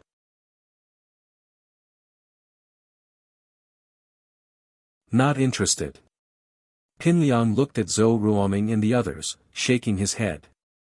If Lin Yi doesn't come soon, then I'll have to call Heibao Bro and tell him to come another day. Liang Bro. Liang Bro. Look, look. Naipeo called out all of a sudden. Fuck, what the fuck are you shouting for? Pinliang was quite taken aback by Naipeo's sudden outburst. He glared at him, not in a good mood. It's not Liang Bro, it's Lin Yi. Naipeo stuttered. What do you mean it's not Liang Bro, it's Lin Yi? I haven't changed my name yet. Fuck, no matter how weak I am, I'll never change my name to Lin Yi. Pinliang said with a frown.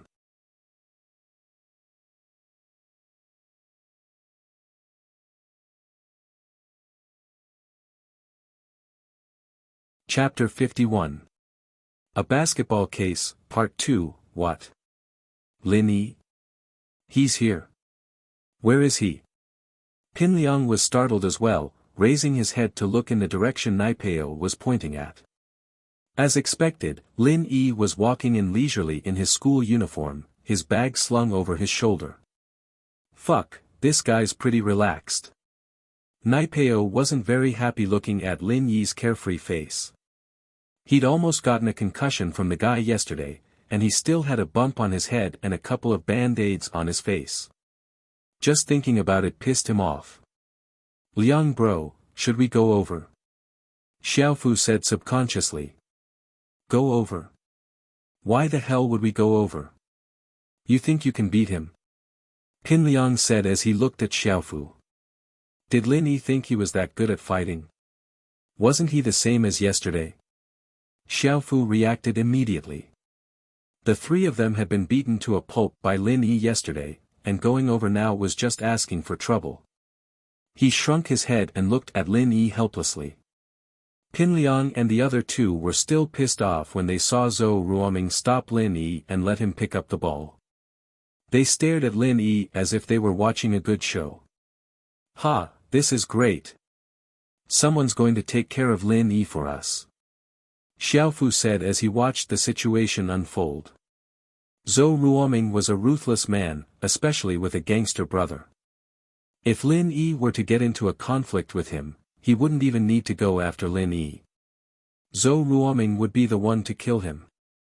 With Lin Yi's personality, there's no way he'd let him pick up the ball, Naipeo said proudly. Zhou Ruoming's pretty good at fighting, this is going to be a good show. Qin Liang, on the other hand, was quite interested in the conflict between Lin Yi and Zhou Ruoming. If it was as Naipeo said, then it'd be nice to let Zhou Ruoming beat up Lin Yi first. Ah. It can't be, right? When did Lin Yi become so weak? Gao Xiaofu's jaw dropped when he saw Lin Yi walk over to pick up the ball. Was this still the same Lin Yi from yesterday? Yesterday's Lin Yi wasn't like this. Could it be his twin brother? This Lin Yi is infuriating. Qin Liang clenched his fists. He's such a pushover. He's so obedient in front of Zhou Ruoming. Is he looking down on me? I swear to kill him. Naipeo and Xiaofu were pissed as well. This was a provocation, a naked provocation. Were they any worse than Zhou Ruoming and the others? While the three of them were still angry, a dramatic scene happened. Lin Yi threw the basketball, and it hit Zhou Ruoming's hand. It went through his hand and hit his face. After that, Zhou Ruoming's nose started bleeding, and he fell to the ground. Fuck, no way. Naipeo's mouth was wide open. I knew Lin Yi wasn't a good person. There's no way he'd be this obedient. Qin Liang let out a sigh of relief.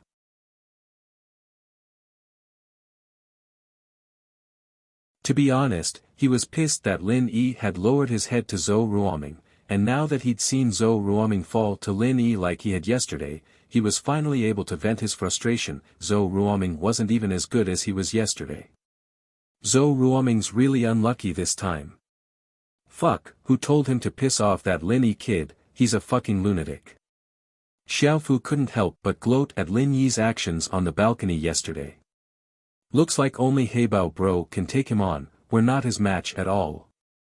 Qin Liang was still a little pissed off yesterday, thinking that Lin Yi had only beaten the three of them because of the element of surprise, but today they realized just how terrifying Lin Yi was. He was super strong, and he'd been able to knock Zhou Ruoming out with a basketball from so far away. That's true. Naipeo nodded in agreement. Looks like we shouldn't mess with this guy, he's a violent maniac. Lin Yi, naturally, didn't know that the guy he'd just hit was Zhou Ruoming, one of the Big Four, but he wouldn't hold back even if he did. Big Four? I'll turn you into a Big Four. Lin Yi came to Class 5's classroom and knocked on the door. Come in. The homeroom teacher, Miss Lu's voice came from inside. It was her math class. Miss Lu, something came up at home. Sorry I'm late. Lin Yi said politely as he pushed the door open. He'd already spoken to the dean, but he didn't want to use that relationship to pressure the teacher. After all, he still had to work under the teacher in the future. Miss Lu had already received the dean's instructions this morning, so she didn't say anything. She only nodded. All right, come in. Lin Yi walked into the classroom obediently and went back to his seat. Yushu looked at Lin Yi, shocked. She turned to Meng Yao. Yao Yao, why do I feel like he's not hurt? His leg was shot. How can he walk so fast? Who knows? Meng Yao glanced at Lin Yi and curled her lips. Maybe he's just happy with his love life. Meng Yao didn't know why, but she remembered the scene between Ling Shan and Lin Yi in the hospital yesterday. Ling Shan, that little vixen, I thought she was all high and mighty. Yushu said angrily as she recalled the scene yesterday. She was even more upset that her brother would like a woman like that. Although, in Yushu's eyes, Lin Yi was still passable, he was a handsome and capable man. But he couldn't compare to her brother. She couldn't let go of the fact that Ling Shan liked Lin Yi. Lin Yi, naturally, didn't know that the two girls in front of him were talking about him. Lin Yi took out his math textbook and flipped to the page where the teacher was revising. He listened to the class quietly. All the classes had ended, and the only thing he had to do now was to revise what he'd learned in the past. Although Lin Yi hadn't gone to school, he had studied high school and university courses under old Lin's supervision. He didn't feel tired at all when listening to Miss Lu.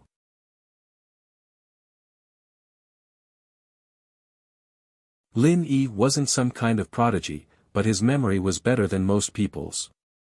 Plus, the internet was so advanced that all sorts of materials and courses could be downloaded. It wasn't hard for him to study on his own. Looking at Pin Liang, Xiaofu, and Naipeo's seats, Lin Yi realized that they weren't in the classroom. Could it be that they were too heavily injured and couldn't come? But Lin Yi didn't care if they lived or died. Let them be. It was better if they didn't come if they wanted to. It'd be better if they didn't come.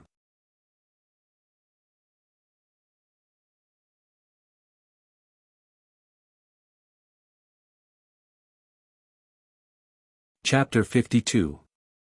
Heibao bro. The class was halfway through by the time Lin Yi entered the classroom. The bell rang, signaling the end of class. Miss Lu left after assigning the homework. Kong Xiaobo turned around to look at Lin Yi, a little grumpy. I say, boss, you scared me. I thought you weren't coming today. What? Scared that Pin Liang and the other two would come after you? They didn't come either, did they? Lin Yi smiled. It was true that Kong Xiaobo wouldn't be able to handle Pin Liang's group alone. It was normal for him to be worried. Why didn't they come? They came this morning, and Zhang Naipeo still had a band-aid on his face. Kong Xiaobo said. But I don't know why, but they left after one round. Did they leave because you weren't here? Oh. They're here. This was out of Lin Yi's expectations, but whether they came or not didn't matter to Lin Yi. Let them be. That's true. They're no match for you, boss, but I'm afraid they'll find someone to help them. Kong Xiaobo said worriedly. Find someone? What do you mean? Lin Yi didn't understand Kong Xiaobo's words. If they can't beat them themselves, they'll find someone from the underworld to help them. Kong Xiaobo explained. You have to be careful, boss. They have connections with people from the underworld. Lin Yi frowned. As far as he was concerned, Pin Liang was still a student, no matter how cocky he was. His way of dealing with people was limited to the school's way of doing things. He didn't expect Kong Xiaobo to be saying that these people had connections with people from the underworld, and that they'd need help if they couldn't beat them.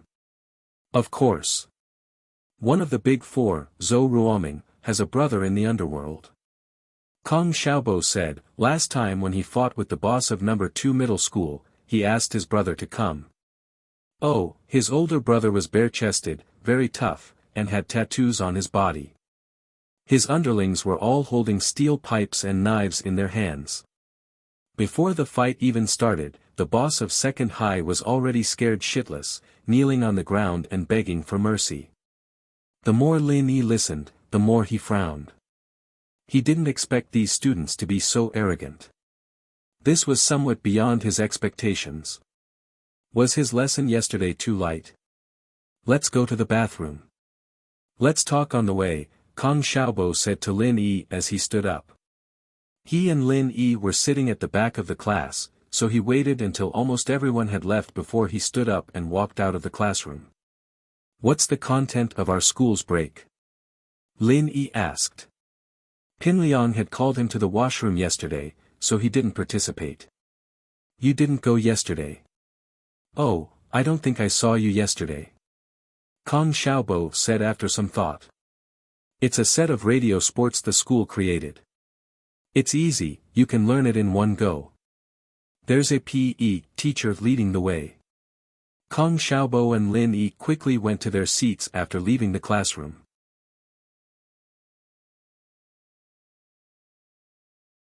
Kong Xiaobo was tall, so he stood at the back. Lin Yi wasn't short either, so he stood beside him. Pin Liang finally arrived at the school gates, waiting for Heibao Bro. A bald, burly man jumped out of a white Nissan van. Behind him were two thugs of similar size. Master Zhong. This bald man was Heibao Bro, Pin Liang nodded, turning to his underlings. Hurry up and greet Heibao Bro. Heibao Bro. Naipeo and Xiaofu greeted. Master Zhong, where's the guy? I'll take care of him right now so I can get back to the place. If the boss finds out I'm helping you fight, I'll be crippled. The boss Heibao Bro was talking about was naturally Pin Liang's father. Heibao Bro knew that the boss didn't like Pin Liang causing trouble, so he'd waited for a long time before coming over. He's inside, in the middle of the break. Pin Liang said. Heibao Bro nodded, his cigarette dangling from his lips as he walked into the school. He was stopped by the old guard when he reached the gates. Hey, what are you doing here? This is a school, you can't just come in. Heibao Bro looked back at the old man in disdain, blowing a ring of smoke at the old man's face. Stay here if you don't want to die, you old bastard. The old man looked at Heibao Bro and shrunk his head. These gangsters weren't people an old man like him could mess with, so he pretended not to see anything and let them in. The school was in the middle of a break anyway, and the teachers would kick them out if they saw them. The whole school was in the middle of a break when 6 extremely discordant figures walked in from the school gates.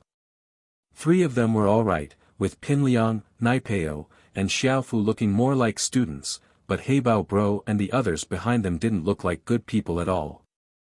Heibao Bro walked in without a care in the world, not caring about the looks people gave him. Where? Heibao Bro asked. Over there, that's our class. Lin Yi must be coming out to break as well. Pin Liang couldn't see clearly from afar, but he could tell that Lin Yi was coming out to break as well. Boss, it's Pin Liang's group. They've brought help. Kong Xiaobo Bro spotted them right away because they were too obvious a target. Lin Yi had already spotted Pin Liang's group before Kong Xiaobo could even speak. After all, they were in the middle of the school, and the whole school could see them. It wasn't long before Pin Liang and Heibao Bro arrived at the front of the 12th grade's class 5, and Pin Liang immediately spotted Lin Yi at the back of the class. Pin Liang pointed at Lin Yi before turning to Heibao Bro. That's him, the one at the back of the line, the one in the uniform. Heibao Bro nodded and quickly walked over to Lin Yi. From afar, Lin Yi looked like a normal guy, tall and skinny. He didn't look like a fighter at all, and Heibao Bro was quite puzzled. Was a guy like that really worth fighting? Did he really need to do it himself?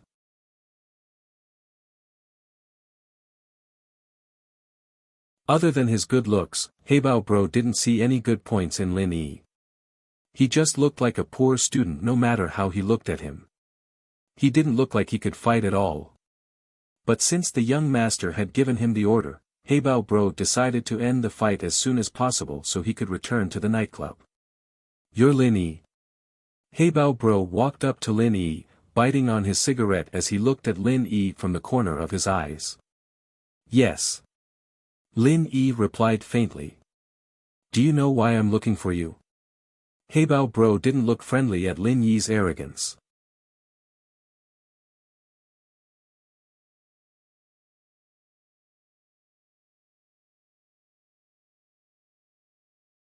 Chapter 53. It was a sensational fight. Part 2, fuck.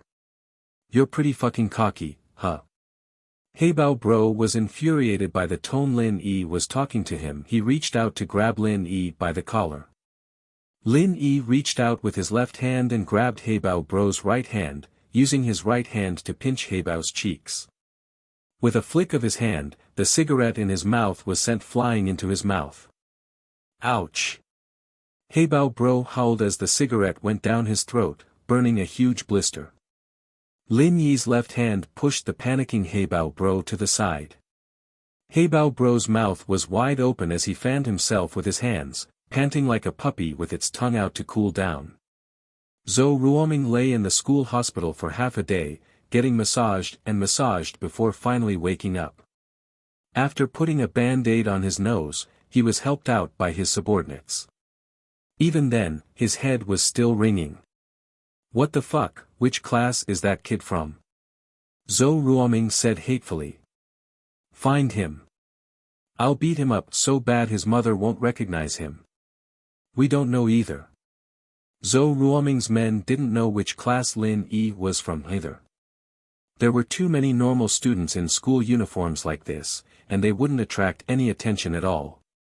"Fuck, it's got to be someone from our school, that's for sure. You guys go look for him, class by class after class. Beat him to death when you find him," Ruoming said fiercely. "Don't worry, Ming Bro." The underlings quickly responded. Although they were shocked by Lin Yi's skills earlier, there was no need to be afraid of him now that there were so many of them. The group walked out of the school hospital to find the students in the middle of the day. One of Zhou Ruoming's men saw Pinliang and Heibao Bro walking in, pointing at them. "Ming Bro, look. Isn't that Pinliang's group? They don't look like students from our school." "Oh." Zhou Ruoming raised his head and looked in the direction his man pointed. Pinliang, Gao Xiaofu, and Zhang Naipeo walked into the school with their heads held high, followed by 3 bulky men. Ruoming recognized the shirtless man in the lead, the one with the tattoos all over his body. It was Heibao Bro, one of the more famous people in the underworld. Ruoming's brother had drunk with him before, and Heibao Bro had brought Ruoming along as well, so Ruoming had an impression of him. "That's Heibao Bro, he's very famous in the underworld. He's famous for his fighting prowess. I wonder why Pinliang found him. Could it be that he wants to deal with our school students?" One of Zhou Ruoming's men guessed. "I don't know, but isn't that a bit overboard? Why would he need Heibao Bro to deal with our school students?" Zhou Ruoming shook his head. He didn't know what Pinliang was planning. Zhou Ruoming and his men sat on a bench in the schoolyard, watching the situation unfold.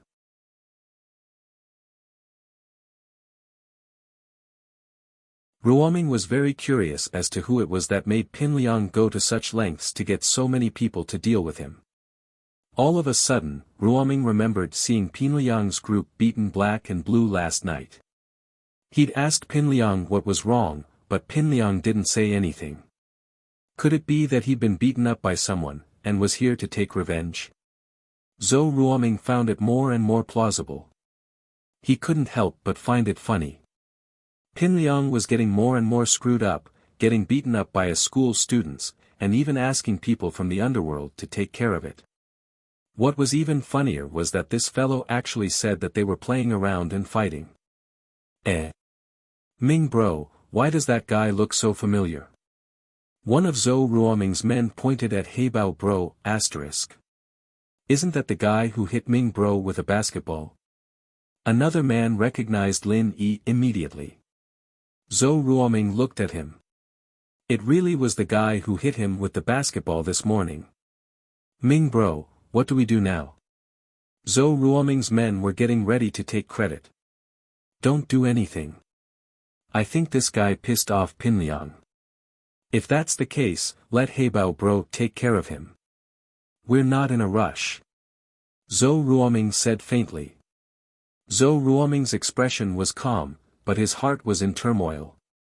Pinliang wasn't as good of a fighter as Lin Yi, but his 2 underlings, Zhang Naipeo and Gao Xiaofu, were no pushovers either. Lin Yi wasn't an easy opponent to deal with, and the fact that he'd called for help from the underworld meant that Lin Yi wasn't a simple character. He'd thought it was a coincidence that he got hit with the basketball, but now it seemed like that wasn't the case. If Lin Yi didn't have a few tricks up his sleeve, there was no way he'd get Heibao Bro involved. As a result, Zhou Ruoming wasn't in a hurry to cause trouble for Lin Yi. With Heibao Bro around, he'd let Heibao Bro take care of the kid first. What happened next, however, stunned Zhou Ruoming and the others. Before they could figure out what was going on, they saw Heibao Bro howling and stomping on the ground, covering his mouth. Heibao Bro had never been taken advantage of like this before. He'd fallen for a student's trick. His lungs were about to explode, and he ignored the pain in his throat as he swung his fist at Lin Yi with bloodshot eyes. Lin Yi could tell that Heibao Bro was one of those men who trained in horizontal kung fu. Lin Yi wasn't afraid of him, though. Even old Lin would hit him with a metal rod, let alone his fists. Lin Yi, however, didn't want to show off too much in school. After all, getting hit by a fist like that and still being fine was bound to attract attention. As a result, Lin Yi dodged quickly, and Heibao Bro's fist missed. Lin Yi moved behind Heibao Bro in a flash, and Lin Yi raised his leg, aiming for Heibao Bro's butt. Of course, this was the same move Lin Yi had used on Pin Liang before entering school.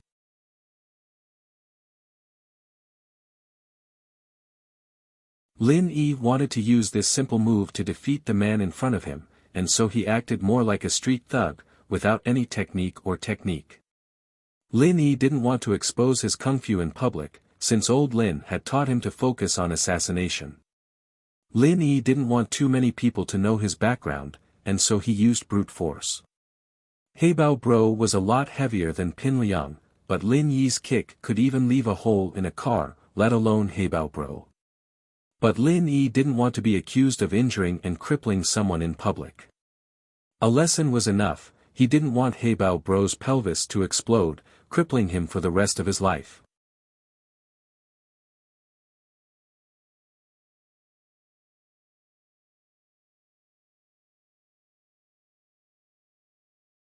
Chapter 54. It was a sensational fight, in progress. Pin Liang, Xiaofu, Naipeo, and Heibao Bro's lackeys were all stunned as Heibao Bro fell to the ground. Even more stunned were Zhou Ruoming's men. Zhou Ruoming couldn't believe what he was seeing. Heibao Bro was knocked out just like that. Others might not know how strong Heibao Bro was, but Zhou Ruoming knew that he was a fighter, one that even his own big brother wasn't a match for. Yet Lin Yi had taken down a tough guy like him with ease, without even breaking a sweat. Fuck, that worked. One of Zhou Ruoming's lackeys' eyes went wide. That kid's just lucky, isn't he? That lucky? Zhou Ruoming shook his head. He wasn't an idiot, and in fact, he was one of the more intelligent ones. He didn't think that Lin Yi had gotten lucky to beat Heibao Bro. Who was Heibao Bro? He was a guy who fought like he ate. He'd been on the battlefield all these years, there was no way he'd get knocked out by luck. He'd be dead a long time ago. Strength was strength, and Zhou Ruoming understood that the basketball he'd taken this morning wasn't for nothing. Heibao Bro was in a much worse state than he was, and from the looks of it, he wasn't afraid anymore. As expected, Lin Yi wasn't planning on taking Heibao Bro's life, but he wasn't going to let him go that easily. The kick didn't cause the pelvis to explode, but the bones were definitely fractured. Heibao Bro would be in the hospital for a month or so. Heibao Bro. Heibao Bro's lackeys weren't expecting Lin Yi to be this troublesome, taking down their boss in one go. Their eyes reddened as they charged towards Lin Yi. Lin Yi was getting impatient. Today was his first day in class, and he'd been planning on learning from it. But these guys were messing with his plans. Kill him for me. Brother Heibao struggled a few times, but he could no longer endure the pain in his lower body. He gritted his teeth, and a fierce glint flashed in his eyes. It had been many years since he had suffered such a loss. Now, he had suffered such a great loss at the hands of a student. This was something he could not tolerate. Today, it was either you die or I live. If he allowed Lin Yi to continue being so carefree, then he, Brother Black Panther, wouldn't be able to mingle anymore. Brother Heibao's hysteria finally enraged Lin Yi. He didn't want to do anything to Brother Heibao, but this guy didn't know what was good for him and even wanted to kill him. Lin Yi frowned and stepped on Brother Heibao's cheek. Crack! Brother Heibao screamed as his jaw shifted. Lin Yi's action scared the hell out of Brother Heibao's two underlings. These two were Brother Heibao's newly recruited subordinates. They hadn't participated in any fights before. Today, Brother Heibao brought them here to broaden their horizons and boost their courage. After all, beating up a defenseless student was the only way to cultivate the thrill of violence in these two men.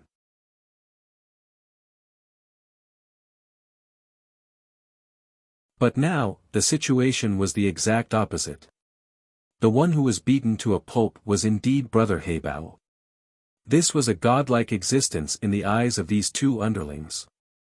Lin Yi's violence made the two men's legs go soft. So, being a gangster was not easy. There was always the danger of being crippled.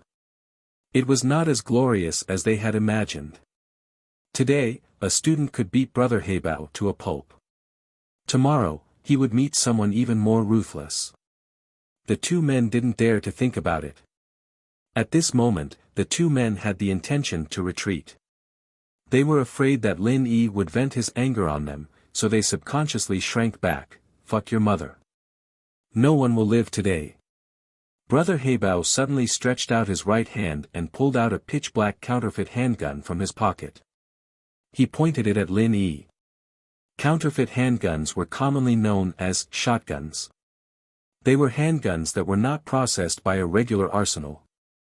They were processed by some small black workshops and sold in the black market.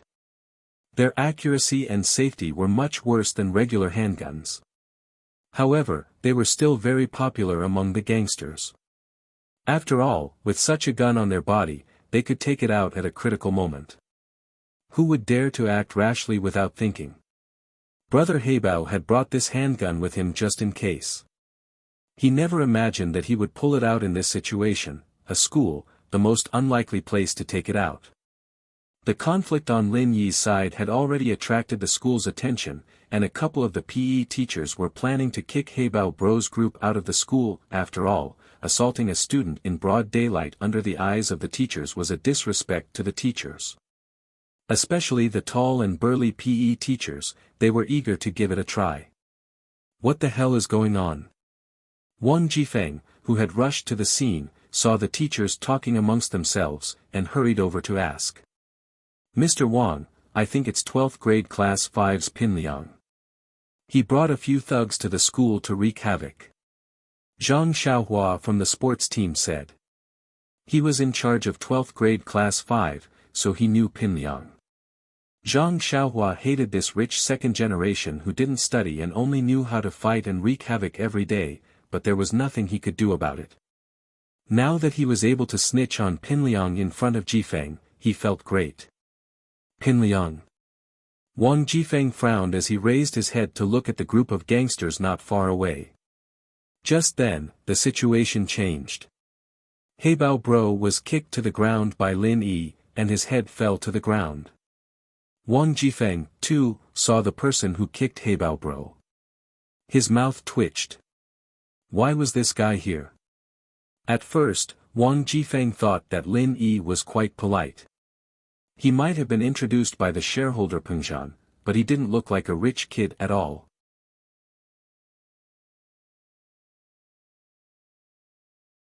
He was wearing a clean school uniform, and he gave off a sunny vibe. But now, the truth was that he couldn't afford to offend Lin Yi. Putting aside the fact that he had Pengzhan backing him up, he'd be in big trouble if Lin Yi were to leak the information out of Pengzhan's mouth. You guys from the PE team, go take a look. Don't hurt our students. Wang Jifeng ordered the PE teachers, his words containing his own meaning. You can do whatever you want to the members of the society, but you have to protect the students of your own school. The PE teachers, of course, understood the meaning behind Wang Jifeng's words. Although Lin Yi had the upper hand now, they had to go over and continue to carry it forward.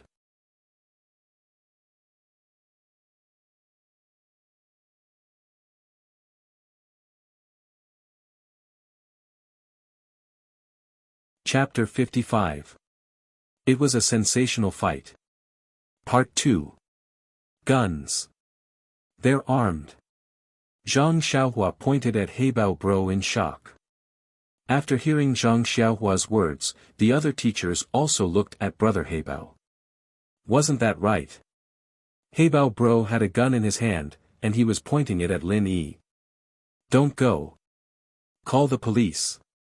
Wang Jifeng immediately felt that things were not looking good. This was no longer something that the school could control. He did not expect Brother Heibao and the others to dare pull out a gun in the school grounds. If things turned out to be a disaster, it was not something that a mere dean like him could handle. The principal would probably be implicated as well. What Lin Yi didn't expect was for Heibao Bro to pull out his gun in desperation, not only refusing to back down. Aren't you fucking cocky, you bastard? You cocky bastard. Look at what I've got in my hand. You've never seen this before, have you? Heibao Bro was hurting all over, but he was enjoying the feeling of looking down on others. Isn't it just a gun? Lin Yi said faintly as he looked at Heibao Bro. Heibao Bro's lungs were about to explode at Lin Yi's words. What did he mean, isn't it just a gun? Did he think that gun was a toy? Heibao Bro was pissed off. He knew that Lin Yi would be dead as soon as he moved his hand, but he liked seeing Lin Yi piss his pants in fear even more. That's right, it's a gun. Die, kid. Heibao Bro's eyes were filled with hatred and violence. Bang. The sound of a gunshot pierced through the air above the school grounds, and all the teachers and students were stunned. They hadn't expected someone to open fire in the school grounds, and the ones who were the most nervous were the six. Meng Yao gripped Yushu's hand tightly, her palms already soaked in sweat. Her heart skipped a beat the moment Heibao Bro pulled out his gun, as if she'd lost her bearings. In the bank, when Lin Yi stood up to face the muzzle, she didn't feel this way, but now, this feeling was unusually strong. She didn't want to admit it, but she couldn't help but pray that Lin Yi would be fine. Yushu, on the other hand, was panicking. Everything that was happening was completely out of her imagination. She didn't think that Zhong Pingliang would do something so extreme, sending people to kill Lin Yi. Pingliang didn't expect Heibao Bro to pull out a gun in school. At the end of the day, he was still a student, and all he wanted was to teach Lin Yi a lesson, not to kill Lin Yi. Heibao Bro had shot Lin Yi in front of everyone, and he couldn't get away with it. Kong Xiaobo looked at Lin Yi worriedly as well, but his legs didn't listen to him as he stared at the muzzle of the gun. He wanted to say something, but his legs didn't listen to him anymore. He couldn't take a step forward. Of course, Jifeng was the most worried. He never would have thought that Pingliang's men would be this cocky, using guns in school grounds, and even firing a gun.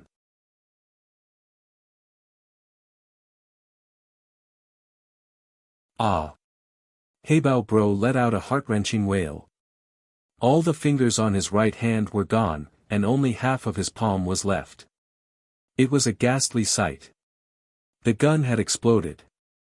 Of course, this wasn't a coincidence. No matter how bad a counterfeit gun was, it wouldn't explode that easily.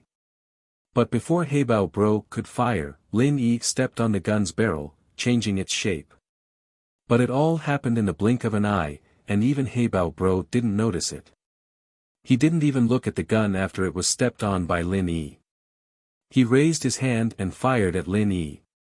That wasn't the end. Lin Yi decided to go all the way and stomped on Heibao Bro's other hand and legs. The crisp sound of bones breaking accompanied Heibao Bro's cries, sending shivers down everyone's spines. Pingliang, on the other hand, was scared witless. He hid behind the basketball hoop with Xiaofu and Naipeo, not daring to come any closer. Zhou Ruoming, on the other hand, couldn't describe what he was feeling right now. The moment Heibao Bro pulled out his gun, he'd panicked a little. His brother was a gangster, but he'd never touched a real gun before. Ming Bro, he has a gun. Zhou Ruoming's lackey pointed at Heibao Bro with his mouth wide open. I have eyes, I can see it myself. Zhou Ruoming held his breath as he glared at his lackey. He didn't want to be interrupted at a critical moment like this. Zhou Ruoming felt like he was in a movie, and he didn't have the same uneasiness as Pinliang. Whether or not Lin Yi died, he could just be a bystander and watch the show. Gunshots, howls. But instead of seeing Lin Yi lying in a pool of blood, Zhou Ruoming saw Heibao Bro howling like a madman with only half a palm left. Fuck, no way. Ming Bro, I think the gun exploded. Zhou Ruoming's lackey's eyes were wide open.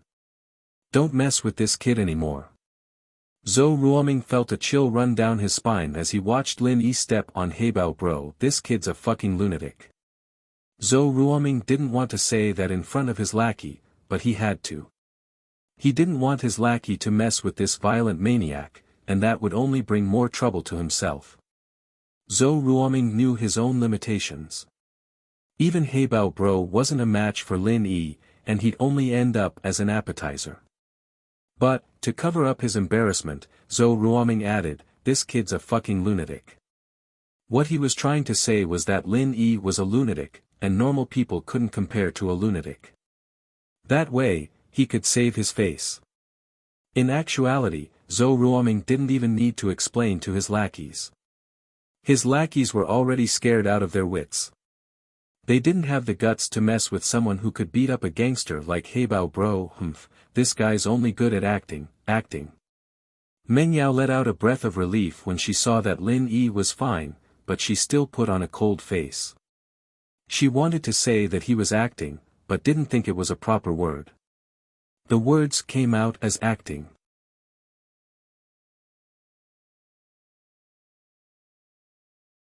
I told you, this shield bro's a badass. Yushu let out a breath of relief as well, her smile returning to her face as she said to Meng Yao, you're tuning in to the Han Li's Wuxia Chronicles YouTube channel. We're so grateful for your support, and don't forget to subscribe to join us on this incredible journey through captivating stories. Your generosity through donations truly makes a world of difference, as it's the primary source of revenue that allows me to expand and enhance this channel for you. Thank you from the bottom of my heart for being a part of this adventure.